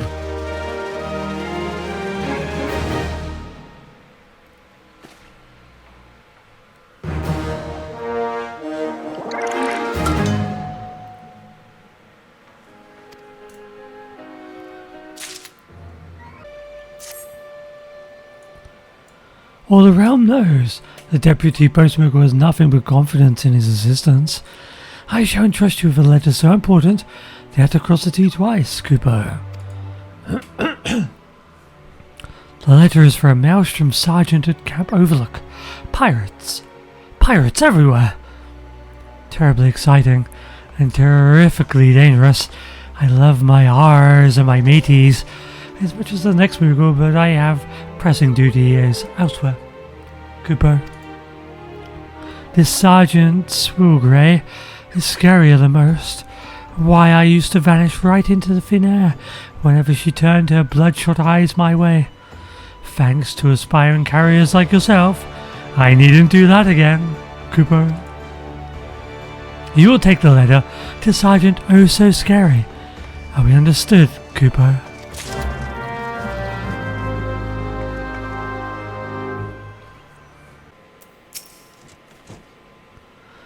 Delivery? Is that what you're calling it now, sweet thing? Oh, a letter, eh? Thanks. Useful things, better than Creamer's rum for putting me to sleep. Give it here.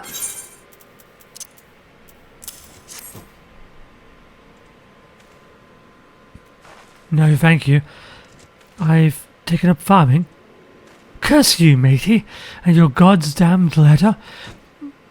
Rip it in half and water it with piss. See if something grows. Farming, he says. Farming. He chooses over the red swallows. God's damn him and his shrinking violet boars. Now, where are my manners? Left him on my land when I went to sea. Come back, and the swimming things hadn't waited for a fortnight before going off with someone else. I got reasons to take up the news hard. Trickle tart, we don't got enough men. Or women, mind you. Not going to recruit just anybody though, we being the meanest, nail-chewingest levy in the whole damn Maelstrom. No offence and all, but we ain't interested in sugar skull like you, one atop your shoulders.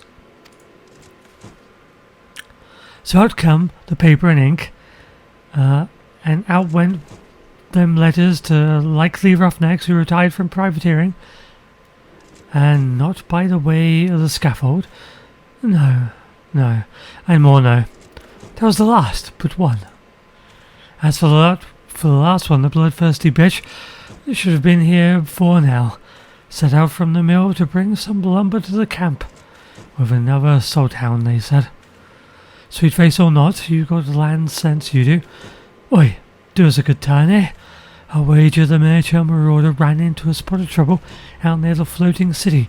Help him out, and I may start feeling grateful, like.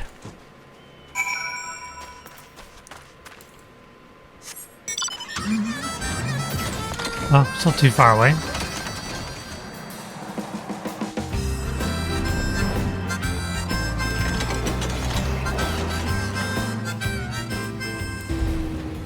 Oh, indeed, it looks like he did run into trouble.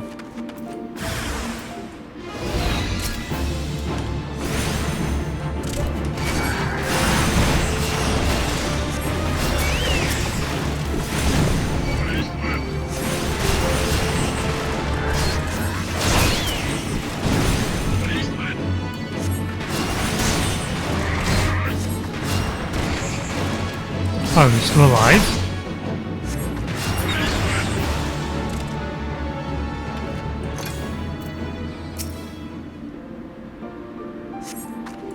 Ah, the miniature marauder. You took my kill. You didn't even ask. Now don't be like that, Captain. She was pressed. You know that. I'd say that deserves our thanks, at the least. The bloody bastard took my kill. I like being pressed. Sends a tingle in my thighs, it does. If you want to thank the bastard for saving your knickers from a right soiling, you go on and be my swimming guest. I apologise, the Captain has never been one for social graces, or of all the killing and marauding. Thank you kindly from both of us for lending a hand. You look like a fine killer, though. Sharon slaughter is not bad. As you shadow an appetite for carnage.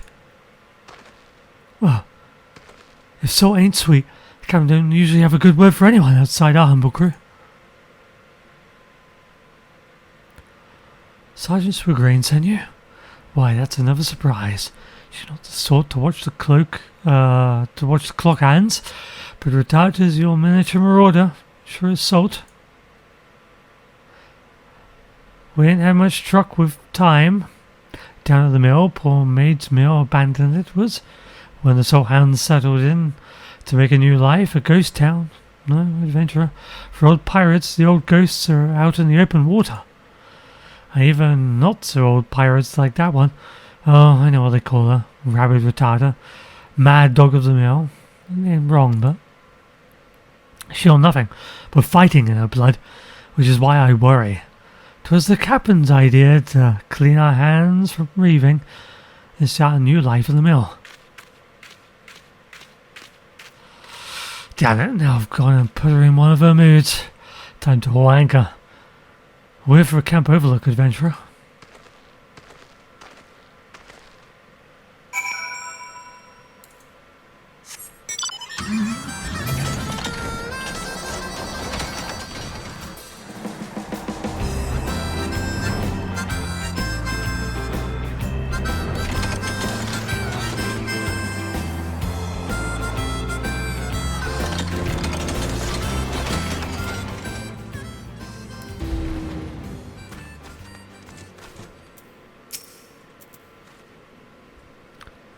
Oh, there you are.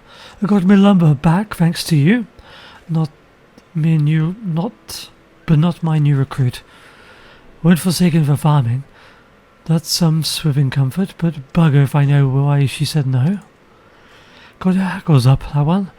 My mother always said, why every dog needs a little petting, a little treating, a bit of canic cake from a new friend. Might do. How about it? Sweet thing, are you up for talking to her? Hey, you've also got a quest.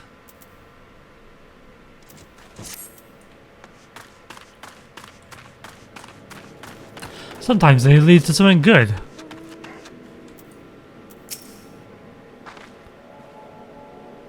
Yeah, you took my kill. I don't like that. Before like a salt hound. So you have me here until I grow fond, until I grow tired of you. Huh. You damned adventurers are all alike. More words than sense. Well, just words you want to waste. Waste them on the stevedore. He's thrice the patience of all of us hounds combined.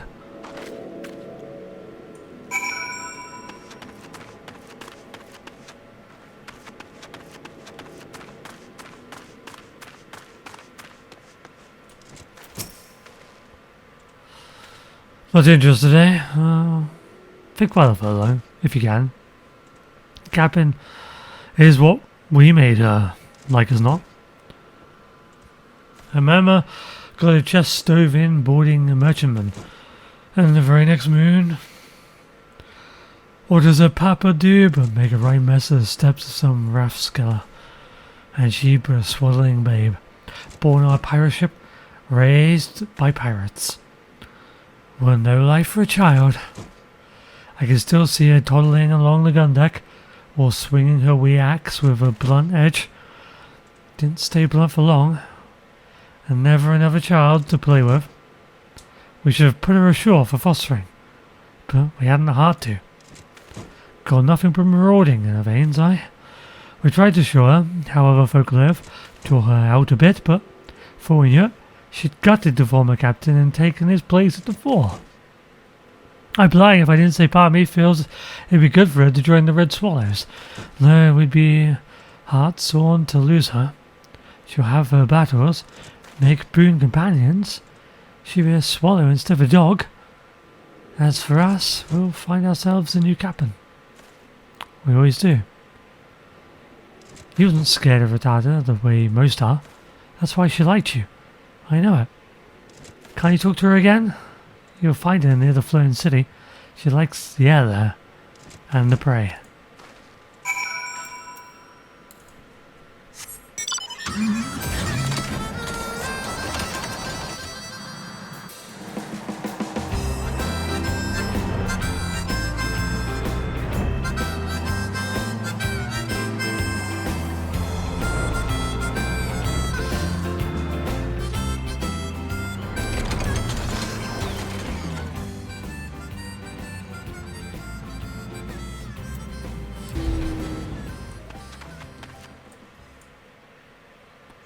It's a bit foggy, so I don't know where the Flowing City is.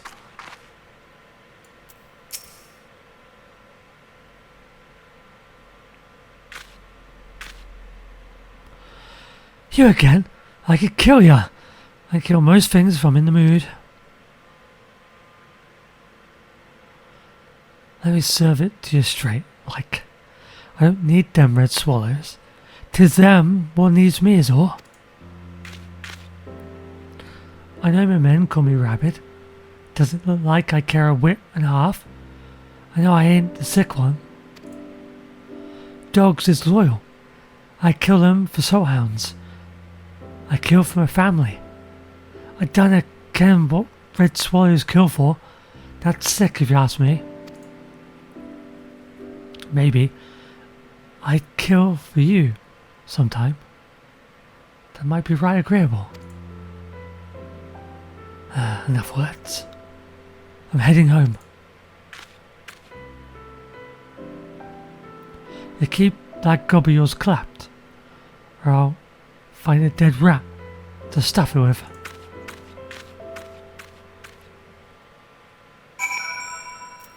I mean, you're too adorable to be scared of.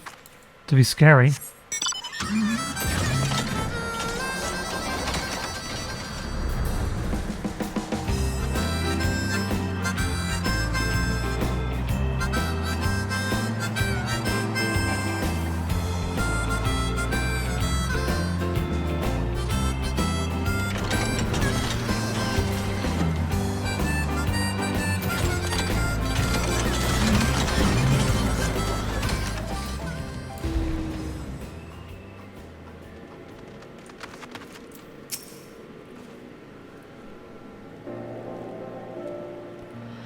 Any luck, adventurer? The captain hasn't uttered a word since she came back from Nim. Let me guess. This dog won't fly, eh? Breaks my heart to see her proclaimed like this. Becalmed. A young girl shouldn't be holed up in a hamlet with nothing but axes for company. I suppose she ain't no young girl anymore. Well, we'd best be on our way. Back to poor Maid's Mill. Give Sergeant Swirl Grey my apologies.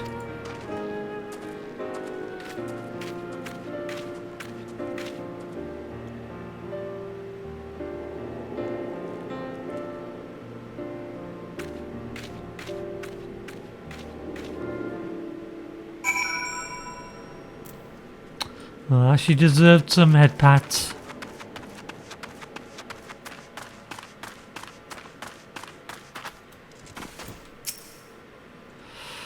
Sweet navigator, no.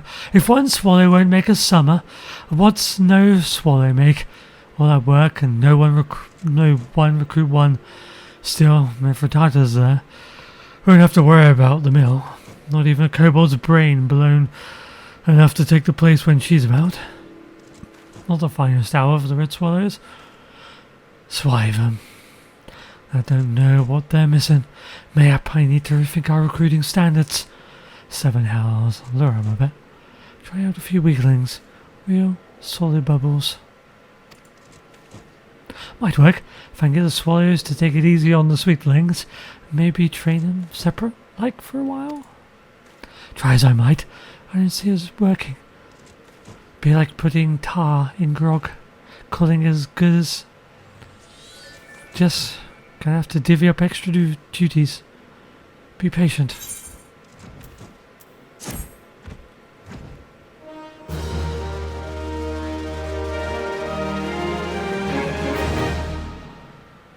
Quest complete.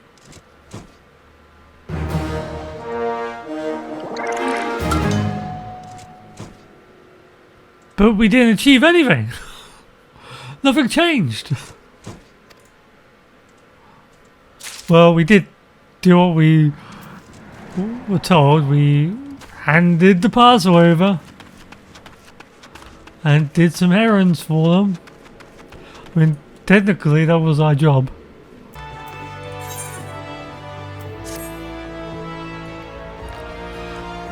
If it isn't my favourite assistant, Cooper, brace yourself. For today I've a task for you that will have all the fair maidens in Gridania green with envy. This letter in my paw is addressed to none other than Homunculi.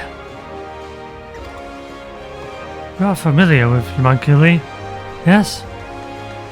The travelling troupe of troubadours? Renowned for stirring the seeds of passion the realm over. Ever since their recent performance in Gridania, their popularity has gone through the roof, Cooper. Why, I've handed hundreds of fan letters in the past fortnight alone, Cooper. Oh, this particular epistle appears to be from a trader in order. A matter of business, mayhap. All the more reason it must be delivered to Gridania with haste.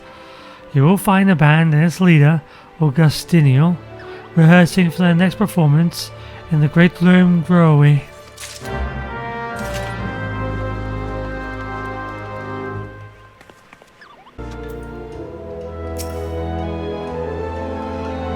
I am Augustinio, vocalist and leader of the Homunculi, a lyrical genius the likes of which this realm has never before seen.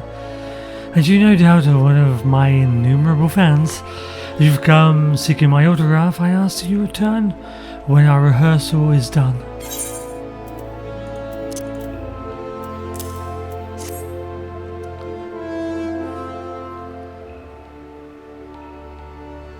Hey Lita, don't tell me you've taken on a second career as a messenger girl and that you might afford tickets to our next performance.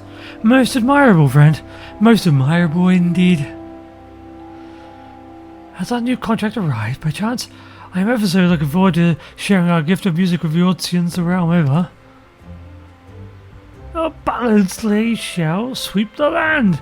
A new chapter in the legend of the Homunculi will be writ.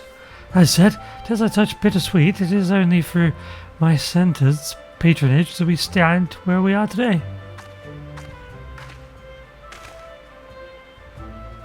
Did I hear my name? What might I do for you today, Augustinio?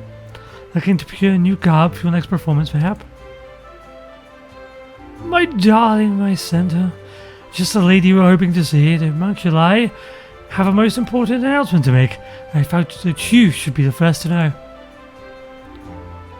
Very simply, we're going to take our show on the high road.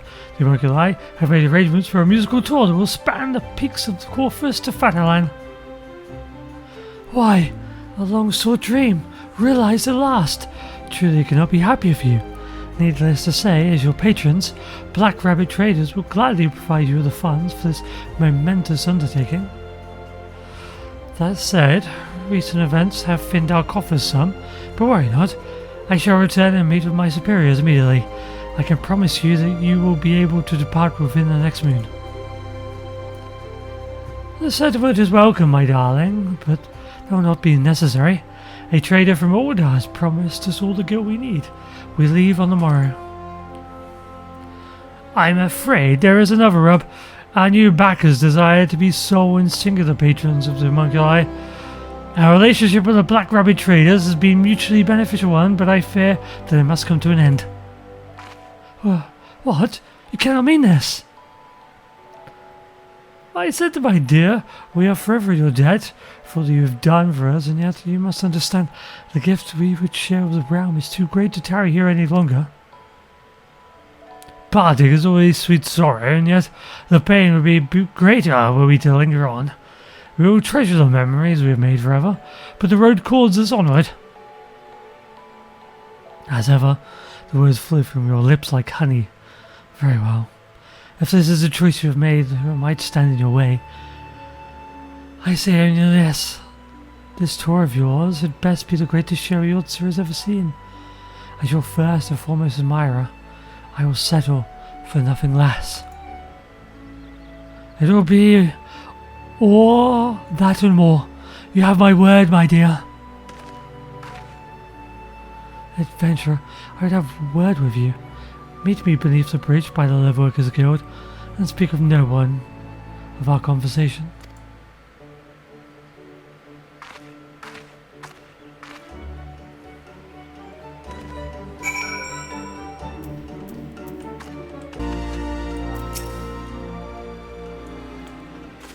Thank you for coming, adventurer. Let us delve straight into the matter at hand. You know that I serve as a consignor of Black Rabbit Traders, yes? It is a profession which is about as glamorous as it sounds, which is to say, not very. There was a time when I entered the thought of leaving it in search of a more fulfilling line of work. Then, one day, I happened upon them. Their music was enchanting, and their countenances even more so. But the garb they wore, my dearly departed great-grandmother wouldn't be caught dead in those garish rags. And so I proposed an offer. Black Rabbit Traders would clothe the homunculi in our finest garb and pay a sum sufficient to keep their instruments in good fettle. In return, their performances would serve to promote our wares. It was a relationship that exceeded the wildest expectations of all involved. Gridanians flocked to their performances, and business at Black Rabbit Traders burgeoned.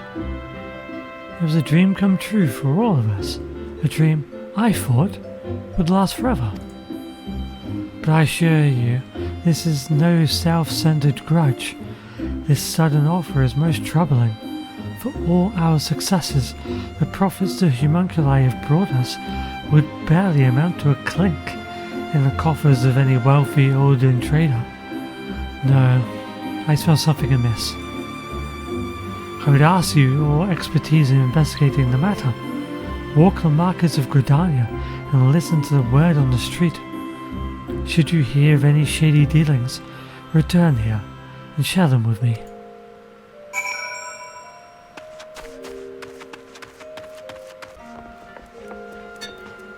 Passman Trap. He was like one of the first people I ever spoke to. Any news? Do you take Passman Trap, master of the markets? Passman Tray, whatever. For a common rumour monger, and to compound the insult you come bearing not even a single eel pie. Oh, very well, I shall deign to answer, if for no other reason than you seem unlike to leave my sight until I do. All the talk about the markets of late has been of the attacks on the Black Rabbit supply wagons. As you might have heard for yourself, if you had a pair of working ears. Of the damage visited by the calamity upon the land, its natural resources. Trade has been slow to recover in Gridania these past 5 years. It's only with the wares brought in by travelling merchants from Order that these markets have been able to sustain this level of activity. The local operation that has been able to bring in a steady profit is Black Rabbit Traders. All of their purchasing of items for adventurers and Malsante's recent efforts to employ the band of honey-tongued bards in publicising their product, perhaps they've enjoyed a bit too much success for others' liking.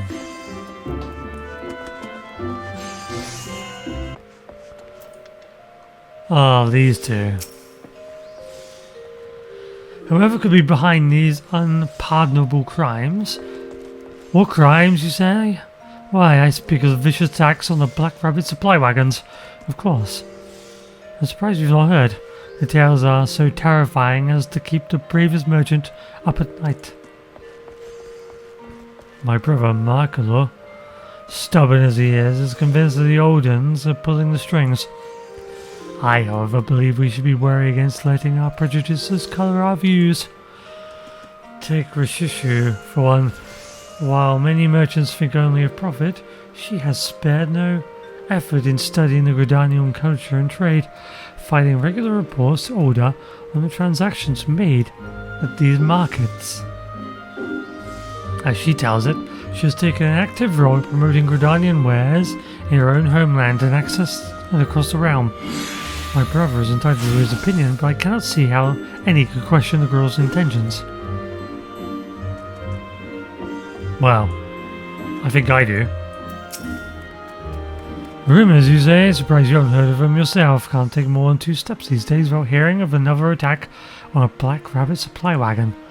I've got my own theories as to the perpetrators, mind you, and they start with a certain olden wench who I reckon ain't too happy about her rival's recent success. Evidence? Let's just call it instinct. I would trust in Olden half as far as I could throw one.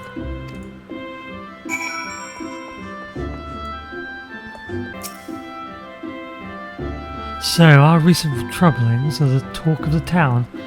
Little surprise. That's just a rumour monger.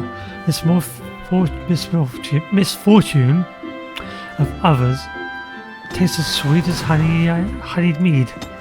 I must say the news of Rishashu is monitoring transactions at our markets is somewhat concerning. I have no desire to race to conclusions.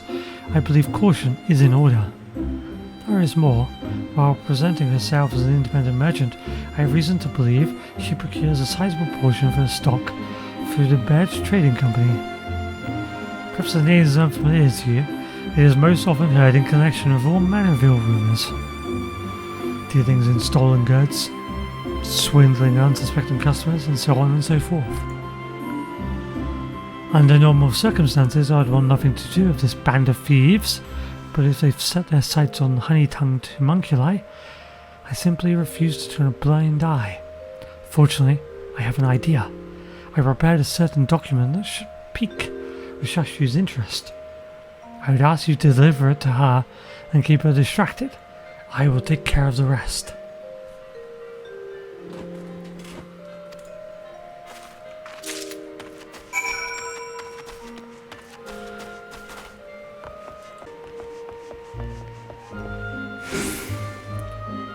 Oh, I see it's her, okay. Ah, my centaur, the only Gridanian I've met in my time here who understands how to do business. Whatever brings her to... Yes? What can I do for you?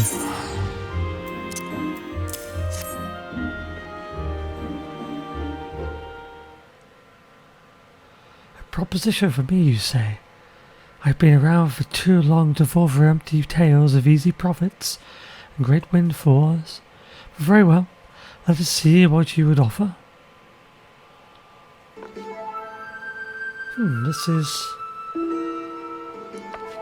a page from the Black Rabbit Ledgers, complete with a list of all wares purchased from adventurers, along with their selling and purchasing prices.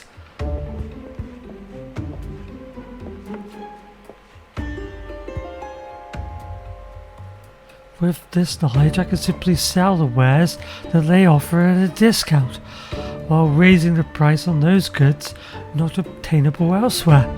Simply by following the principles of good trade, I'll be able to make a fortune.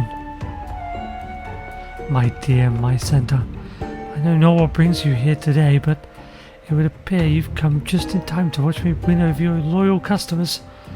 Your services today will not be forgotten. Come back in a fortnight's time and I promise you'll receive your fair share of the profits.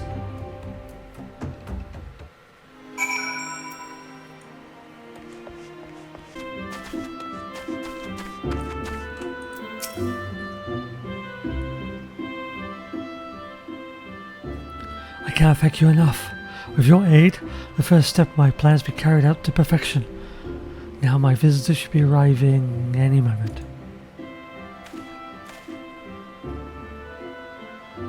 Yes, thank you. As promised, here's your payment in full. What is going on? What's that look for, friend? A smart businesswoman knows how to use all of her resources, if you understand what I mean. The fellow who just departed was one of Rishishu's underlings. I asked him to search his mistress's store for 2 documents. The first one, which my new friend has dutifully delivered, is a contract with the homunculi. As suspected, Rishishu aims to steal our profits and seeks to accomplish this first and foremost by luring our exclusive band of bards away from us. The other document I have acquired is a page from the last report sent by Rishishu to Eorzea. Note the red mark along our major trading thoroughfare. Assuming that Rishishu's associates, the bird trading company, are in possession of the same document, I suspect the next attack on our supply caravan will strike right here, in the central shroud, due southeast from the White Wolf Gate.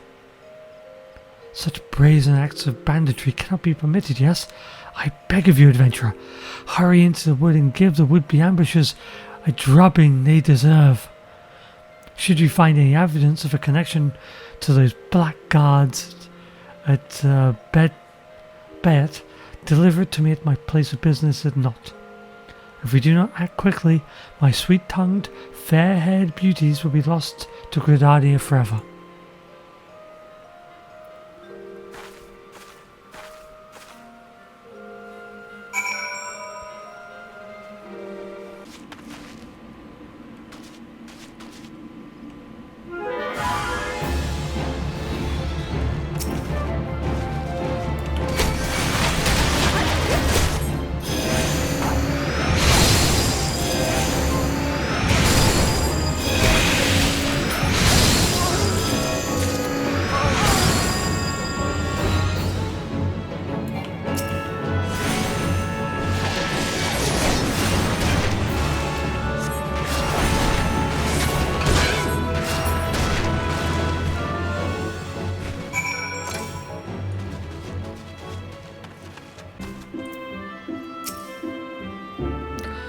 It heartens me to know that our man is safe.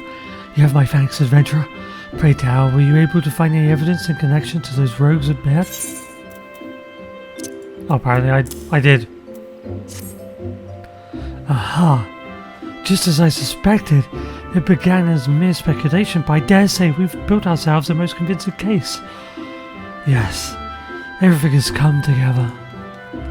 Rishishu's reports on the flow of goods on the market found their way to those scoundrels of Bayet who, seizing upon the chance for a quick profit, orchestrated the attacks on our suppliers. The stolen wares were hauled back to Bayet, then sold for a pittance to Rishishu. With the goods now in high demand, she raised her prices, doubtless funneling a portion of the ample profits back into the Bayet's coffers. To add insult to injury, they were poised to use these ill-gotten gains, along with the timely troubles of the Black Rabbit traders, to lure my precious homunculi away from me. Why, it's a plan so brilliant, I wish I had come up with it myself. But, thanks to you, friend, it's a plan that has been spectacularly foiled. Augustinio and the others came by moments ago to say farewell. If we hurry, we can catch them before they depart. We must make for the airship landing without delay. I have it on good account that Rishashu will be in attendance to see them off. Let us shove this evidence of these twisted dealings in her self-satisfied little face.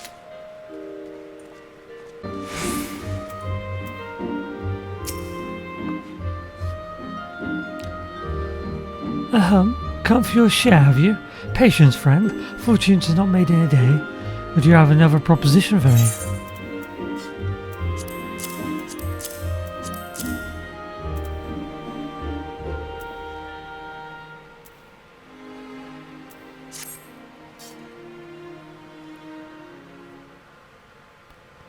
Well now, what have we... Well, I never! Just whose side are you on anyhow? This adventurer kindly rescued one of our wagons from a band of bloodthirsty brigands. Brigands who just happened to be in possession of the bill you now see. Meanwhile, I have managed to come into possession of detailed reports of our trading activities, signed in your name and addressed to the Bet Trading Company. Quite a coincidence, wouldn't you say? Ladies, please, the bickering ill becomes your beautiful features. Rishashu, did you say you would donate a share of your profits to see black rabbit traders through their recent plight? Brigands? What nonsense is this? Any reports that I made to order were simply in the interest of fostering trade. That my contracts at Bet would use them to such ill ends is unthinkable. Well, given their reputation, perhaps not entirely so. I suspected as much. Let me guess, you had your misgivings, but couldn't let your conscience get in the way when there were fortunes to be had, so you cast your lot of bet, covered your eyes and ears, and hoped for the best. Ignorance of your complicity is no excuse for Sashu. I hear that the Woodwaiters and the God's Quiver are taking particular severe measures regarding the sale of stolen and poached goods in light of recent events. A word or two from me, and you'll spend the night in the comfort of your very own girl cell. That said, I might be persuaded to look the other way, provided we can come to an arrangement. My darling Macenta, speaking as an almost victim of these shady schemes, I dare say Miss Rishashu's deeds should not go unpunished. Then again, one might argue there might be an equal crime to imprison such a comely lass. Several ties with the Bet Trading Company at once, and I promise me you'll never so much as lay a finger on my precious Umukulai again. These are my conditions, and they are not negotiable. No, never again. You have my word. Starting on the morrow, every merchant in the markets will vouch that they've never seen a trader as reputable as Risashu.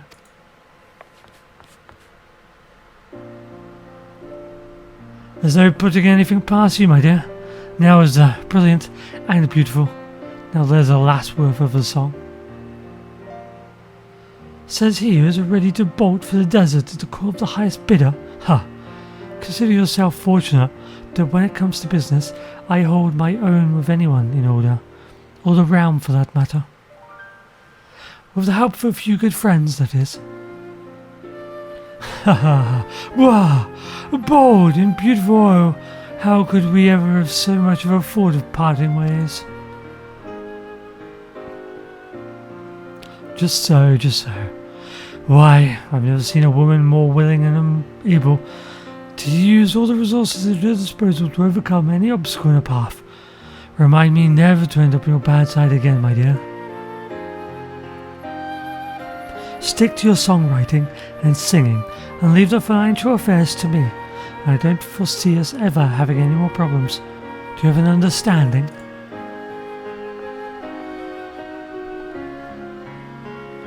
We do. We certainly do, my center. My dear, you are a veritable sheer force of nature. I can't imagine any who would dare stand in your way.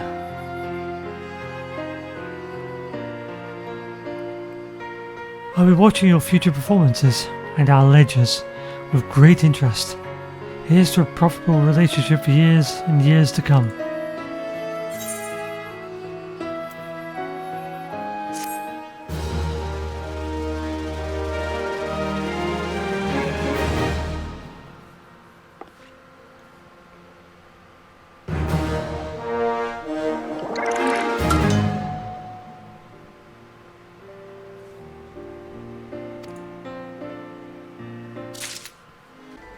Well, looks like our boss has another mission for us.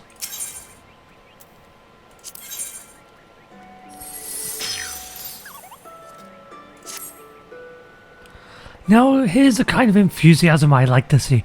My hardest working assistant back to hone her skills, and ease her beloved supervisor's burden in the process, Kupo. Well, it just so happens that I've just the assignment for you. Do you see this most extravagant envelope in my paw? It contains a missive addressed to none other than one Master Jandalane, the realm-renowned aesthetician. Oh, what I would not give to have my whiskers trimmed by those magic scissors, to feel the caress of his fine-toothed comb across my fur. But this is neither hither nor thither. Feather? Diver? Whatever this is. Well, where were we? Ah, yes, I need not tell you that the man is very, devoted to his art. Doubtless he would not even think of accepting such personal correspondence while otherwise occupied with his work. Fortunately, I am told that he has been sighted about town of late, enjoying a hard-earned vacation, seeking inspiration from his newest hairstyles. I cannot say. Only that if there is an opportunity to deliver this letter, it is now. Godspeed, my loyal friend, Kupo.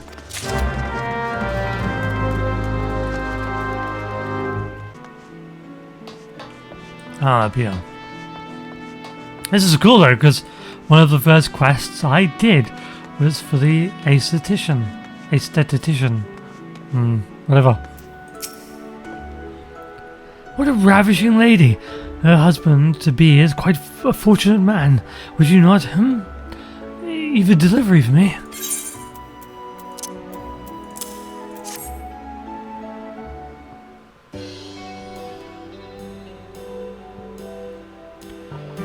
I fear this must be some mistake. I can assure you that this letter is not intended for me, as it was I who penned it. That said, I suppose it's no wonder that I'm often mistaken for my brother. We do share a certain family resemblance. So I'm pretty sure the other guy has like tattoos. Or like makeup marks or whatever it is. Your brother? Why, now that you mention it, good gods, you're like two jade peas in a pod. And wait a minute, I know you too. You're the woman who brought about my rebirth. That's true. The one who guided me from the shadows of self-doubt to a fashionable new world of assurance and aplomb. To think that the man I first thought was some depraved killer, would prove to be my saviour. And it was you, yes, you, who showed me the light. Why, thanks to you two. One of my most eligible bachelors in all of Limsa now seeks my hand in marriage.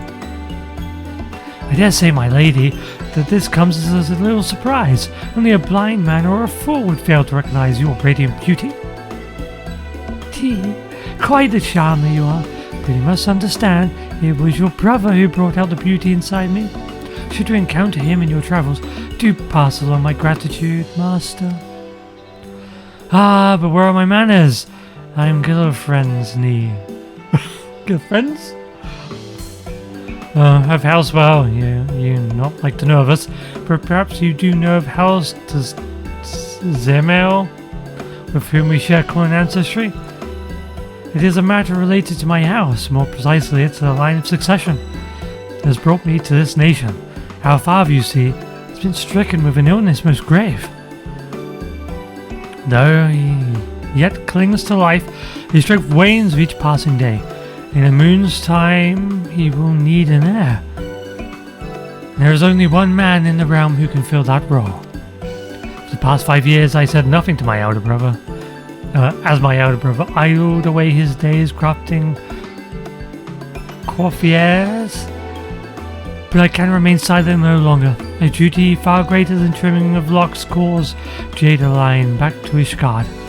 And I shall not leave this realm until he stands at my side.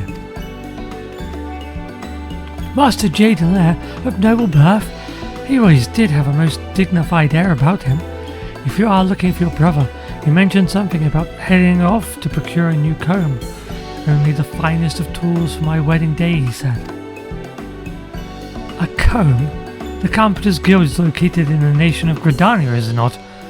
I suspect that is where we will find my brother. We must away at once. I trust that you will see this missive delivered safely to my brother's hands. I have a pressing matter to attend to, but will join you in Gridania as soon as I am able. Safe travels to you, and good day, my lady.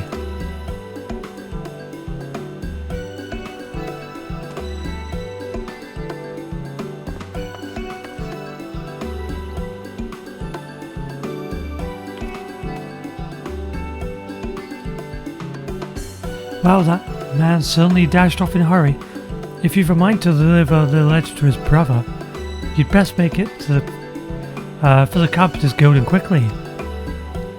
That's true.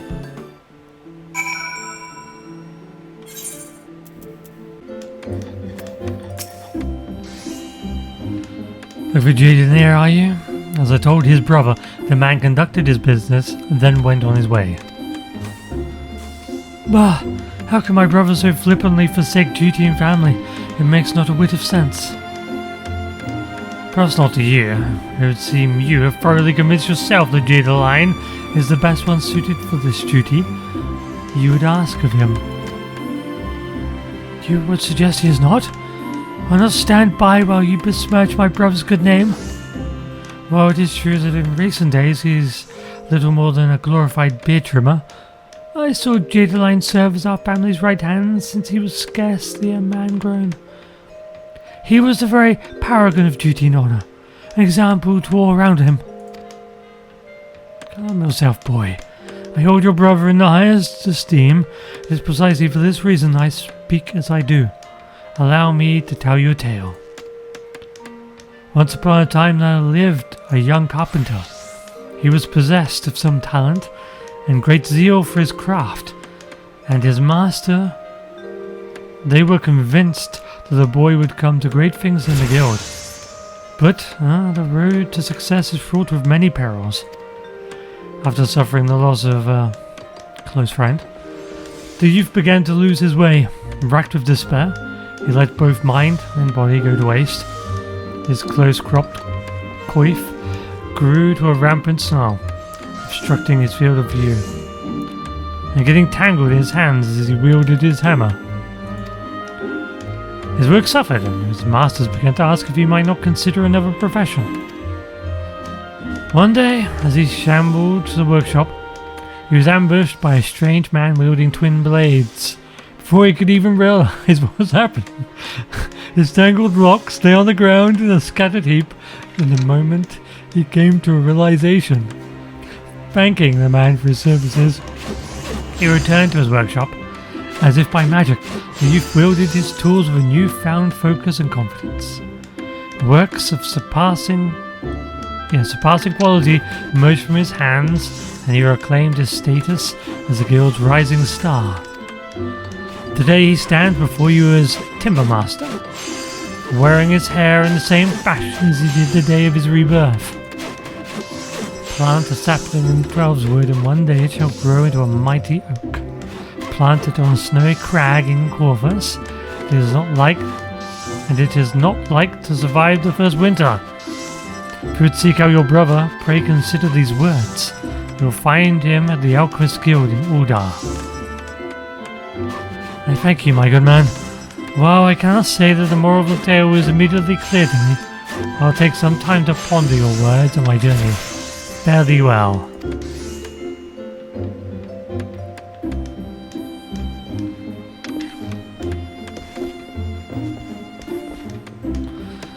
Like a sturdy cedar, growing strong and true, that boy,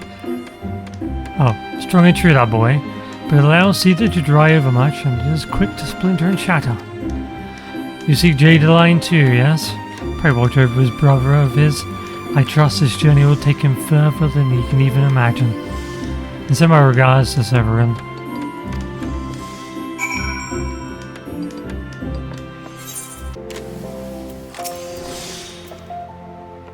You two go in search of Jadeline. Do I look like the man's mother? He had business here, and that business is now done. He's moved on, and I suggest the two of you do the same. I need not tell you that I am a busy man. many times must I repeat myself? You simply tell me where my brother has gone. I'll be glad to leave you to your dabblings and tinkerings. But I beg of you, friend, talk some sense into this man. Surely in your capacity as the post-Moogle's assistant, your words carry some authority. The order could come from the Sultana himself. Oh, herself. Who's the Sultana? Oh, the Moogle. The Lullavel. Herself, and I would say nothing. Sending a man on such a rare genius off to some musty, dreary Ishgardian manse. Why, the mere thought makes my blood boil. If you care so much for your family Demesne, whatever, go defend it yourself. But I could, but I fear I am not, and never have been, my brother's equal. Yes, any half-wit could see that. Dandelion possessed of both a brilliant mind and an insatiable curiosity. A combination I've rarely seen in any but myself. You, on the other hand, are about as sharp as a sack of rocks, and half as interesting. If there's anyone fit to being bound by the stuffy traditions of your homeland, I dare say it's you. But wait. Yes. Of course. I take back everything I said earlier. By all means, go seek out your brother. Indeed, I urge you to do so with all haste. Dandelion set off for the Adventurers Guild in Limbs of the Minza. Make your way there at once, lest I pour some acid down your trousers to speed you on your way. You know not what led to this change of heart, my good man, and yet I thank you for seeing reason. Good day.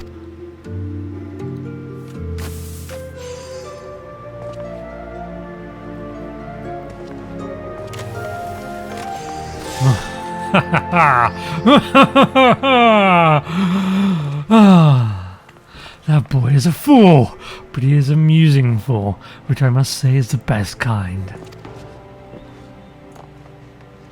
And you, what are you still doing here? You're not after Dandelion yourself? Up to Limsa with you. I suspect it'll be quite the show. You'll not want to be late.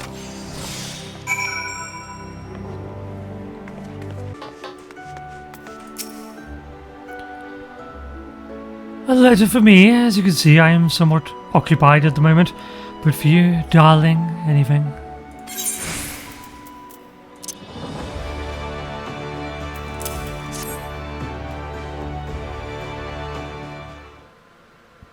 Remarkable.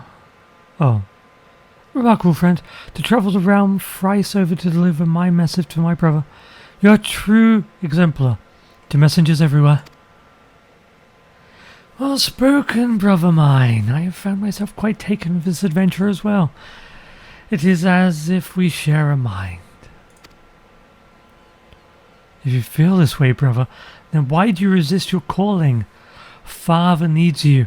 I need you. How long do you intend to persist in this folly?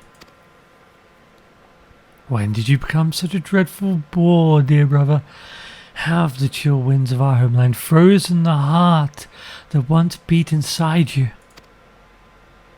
I am simply answered the call of family and duty, a call that I ask you to heed as well. You are the eldest son. None save you can carry on the family line. In these 5 years, the child I knew has grown into a man, and yet there is an unsightliness about you.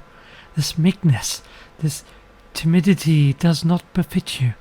My hands tingle in disgust. Brother! What is this you say? Just as I live, this unspeakable embodiment of ugliness must die! Begone, foul demon! You gods, no!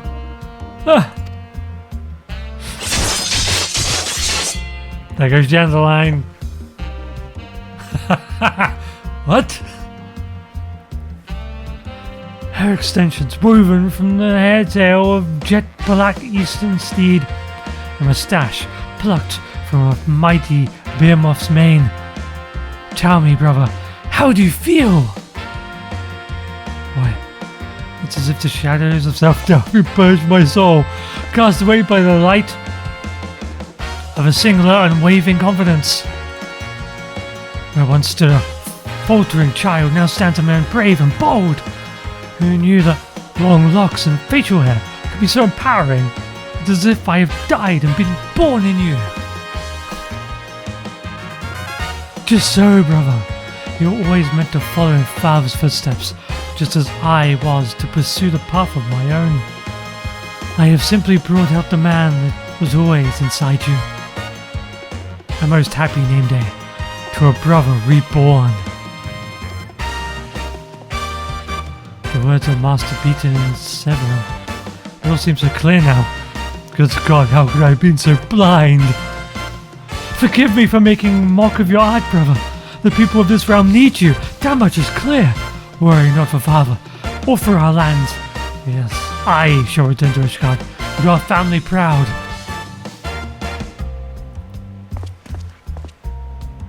For all those years, I have looked to my brother with admiration. I never truly comprehended his greatness until this day. For this, I have you to thank, friend, till our paths cross again.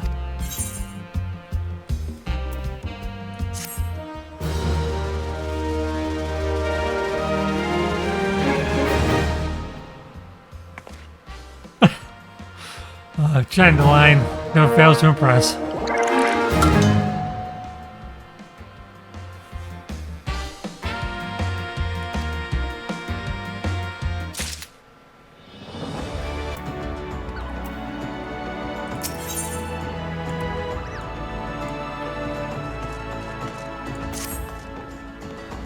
Have I got an assignment for you, Kupo?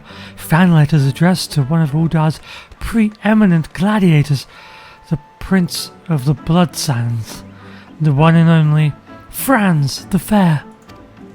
After all you've done on my behalf, it is only fair to reward you so. So charismatic is he, even a Moogle unacquainted with the games cannot help but swoon when delivering the daily batch. Kupo. Franz is training for an upcoming match, so you can probably find him at the Gladiators Guild in Uldar. Kupo.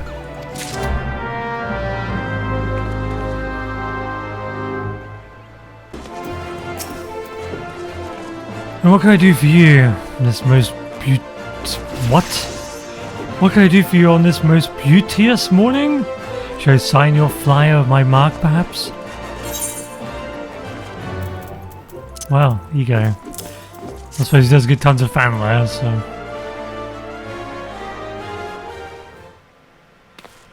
Cease that transaction this instant, my provisional postwoman. I will not permit you to endanger the well-being of my prize gladiator. Ever the Lannister. What? Ever the Lannister? Okay. Our Budadogo. Lady's being more likely an overly concerned father, though.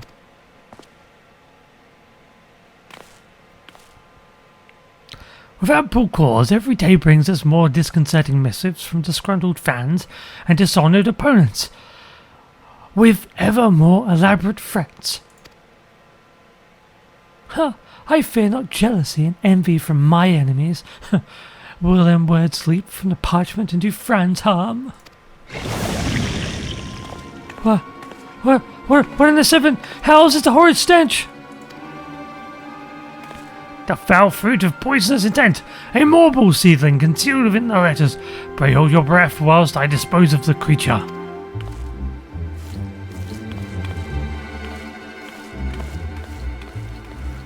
The wages of fame and fortune, mayhap. Franz can't help but attract the adoration of misguided souls who cover him body and soul. Melodrama does not become you, my dear. The doe-eyed maidens of factions are no match for an opponent's blade, and both have yet to leave a mark. Ain't the women folk you need to fear, pretty boy, but their husbands and the sell swords that they hire to gut you in your sleep. Hells, for enough gil, I'd take the job myself.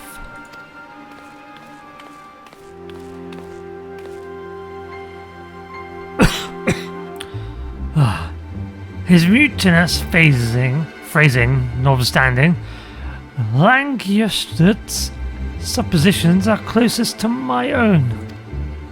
The language of past letters is most telling. Your face, pretty boy. Stay out of the Colosseum. If you step into the blood sands again, I'll rip your head off and... Well, I didn't continue. Suffice it to say, other gladiators of whom I deem to be the most likely culprits.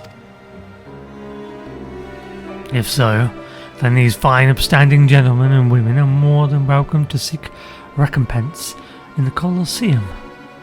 Anyway, I've heard enough. I must clear my head before the match. This could turn into a murder mystery. Pretty boy's got the right idea. Think I'll have a drink before I go to work. This is going to turn into a murder mystery. We got tons of suspects. Come now, you have to admit that was awfully suspicious. Are you sure Lang isn't behind the threats? He's obviously jealous of Fran's popularity. I will not attempt to speak to his feelings. That said, Longisert and his brethren committed many terrible crimes in the Black Shroud. He may have since paid for his dues, but how far can we trust a man such as he? After running afoul of the Brass Blades some time ago, Longisert has declared noxious. I was fortunate enough to witness an early performance, during which his glorious potential became apparent to me. Hence I saw him properly armed and given into my care, where he flourished, like all my charges, and earned enough to purchase his freedom. In any case, I firmly believe that these letters are the works of others. Moreover, I am certain that these letters will make further attempts to harass Franz, or worse, which is why I would engage your services, good postwoman, to ensure his safety. I should not be surprised if our enemies attempt to masquerade as devoted fans in order to gain access to Franz. Therefore, I would have you investigate our fans surreptitiously to see if any are behaving suspiciously. Post these placards on the walls of the Colosseum and distribute these flyers to fans on the steps of Nord. If you notice aught out of the ordinary, pray inform me, and we shall discuss our next move.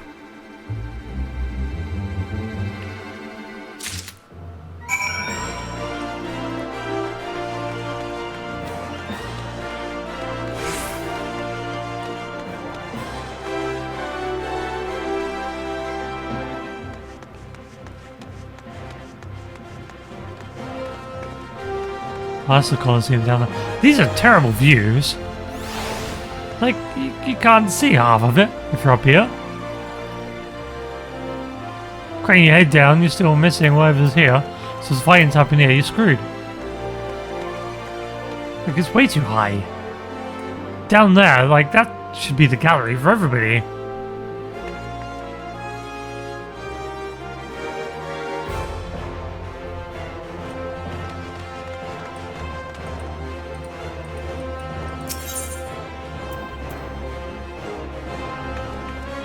What am I putting up here?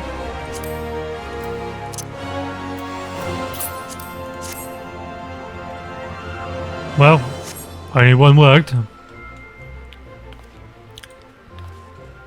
Is that a new Franz Fair placard? Calm yourself, fool. When the time is right, we shall remove it from the wall and add it to the collection. Wait. What is this sensation? Is someone watching us? No, not us. We have no concern to anyone. It's the placard they want, like we do.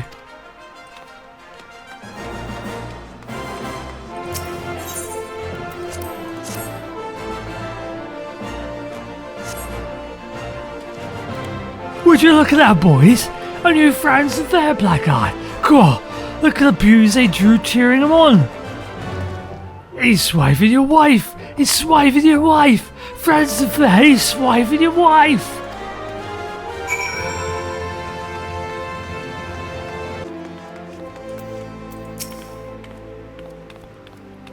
What to get the man who has everything? Oh. Is that a Franz the Fair fly in your hand? I must have it! Look at the way the artist has captured his trademark grin. How he glares at his opponents with disdain. I can't wait to see this vision become reality in the arena, wielding his... that should be splendid. I shall send him the finest sword money can buy.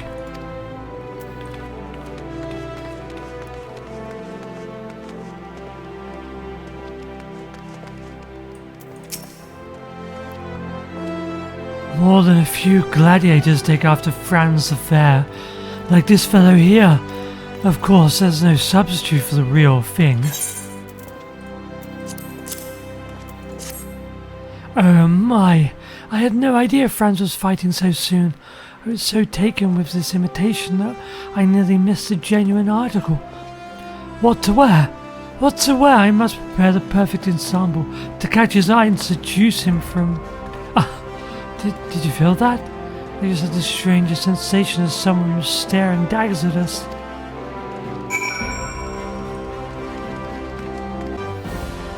Oh, maybe it's the female gladiator. The one who was like mocking him for being afraid of fan mail. Maybe she's into him. So tell me, did you notice aught amiss, aside from the usual shenanigans preceding a Coliseum match, that is? Well, I see. Well, it so happens I sorted through the remainder of Franz's mail and found a score of new threatening letters. I had no choice but to inform Silent Moss and All Limbo, who were so overwhelmed with concern that they took to the streets in search of their companion.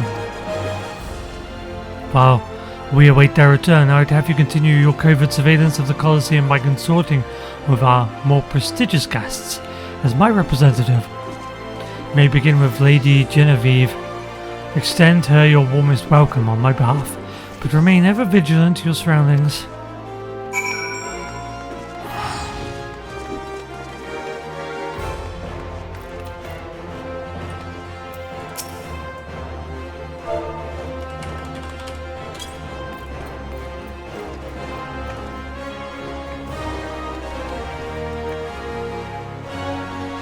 Save your pleasantries for another time. My beloved Franz shall walk upon the blood sands soon, and I would not miss his triumphant return for the world. Ah! That voice just now, from the steps of Nord. Aha! Some misfortune must have befallen that low-bred Mikate. It is time, I say. She is not fit to fight alongside my friends.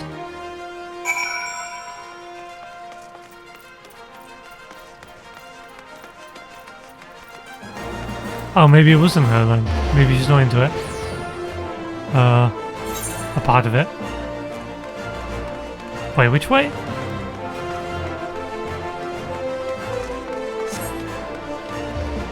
I mean, this way seems closer. What quest do you have then, Genevieve?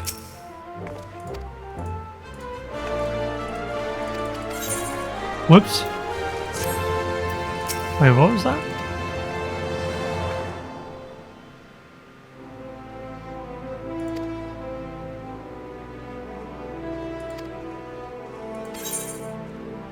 Oh, she wants to collect Gil. A level 1 quest. Think not. I mean, I'll probably do it at some point. Might get a bit completionist about this game and try and do all the side quests when I run out of content. What I actually want to do, I guess. Oh, there she is. So I was wrong, it wasn't her. Ah, I'm fine, I'm fine. One of the boss's partners must have cracked me on the head from behind. Still can't see straight, but I saw well enough. Franz was walking towards Emerald Avenue, and Lang was following him at a distance. How could he, after everything that Franz and Babadoga did for him?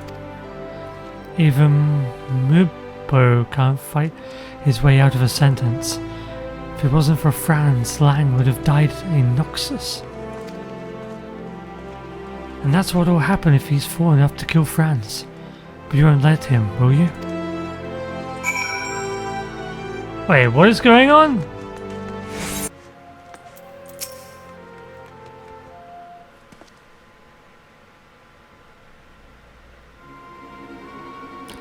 What on earth the hell's you blabbering about? Kill Franz? Did the girl take a tumbling and bash her noggin? We were wrong, postwoman. Langerset was tracking the gladiators hunting Franz. It would seem he's been keeping watch over the boys since the moment he left the guild. Pretty boy's got talent, but he's raw.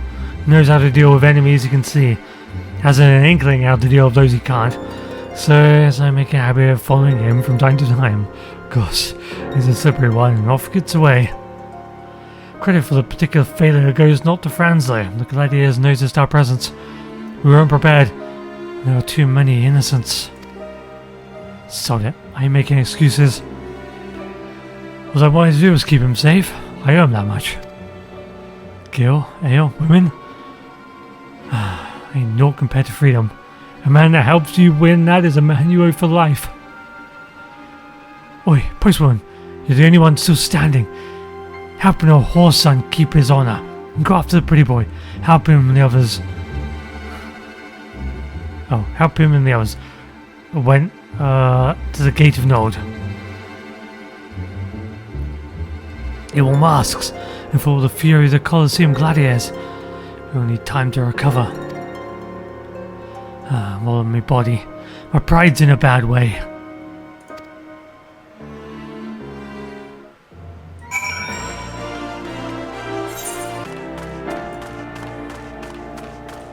Franz!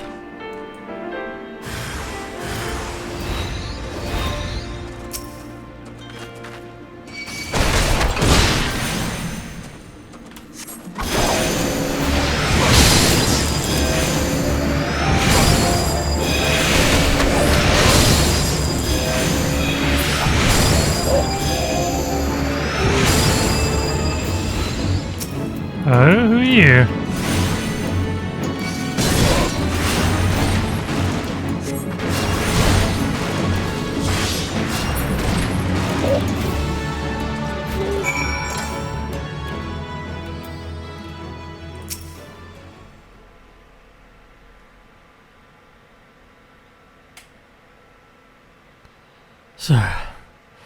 So an unbeauteous. What does that mean? Does that actually mean? Is that an actual word?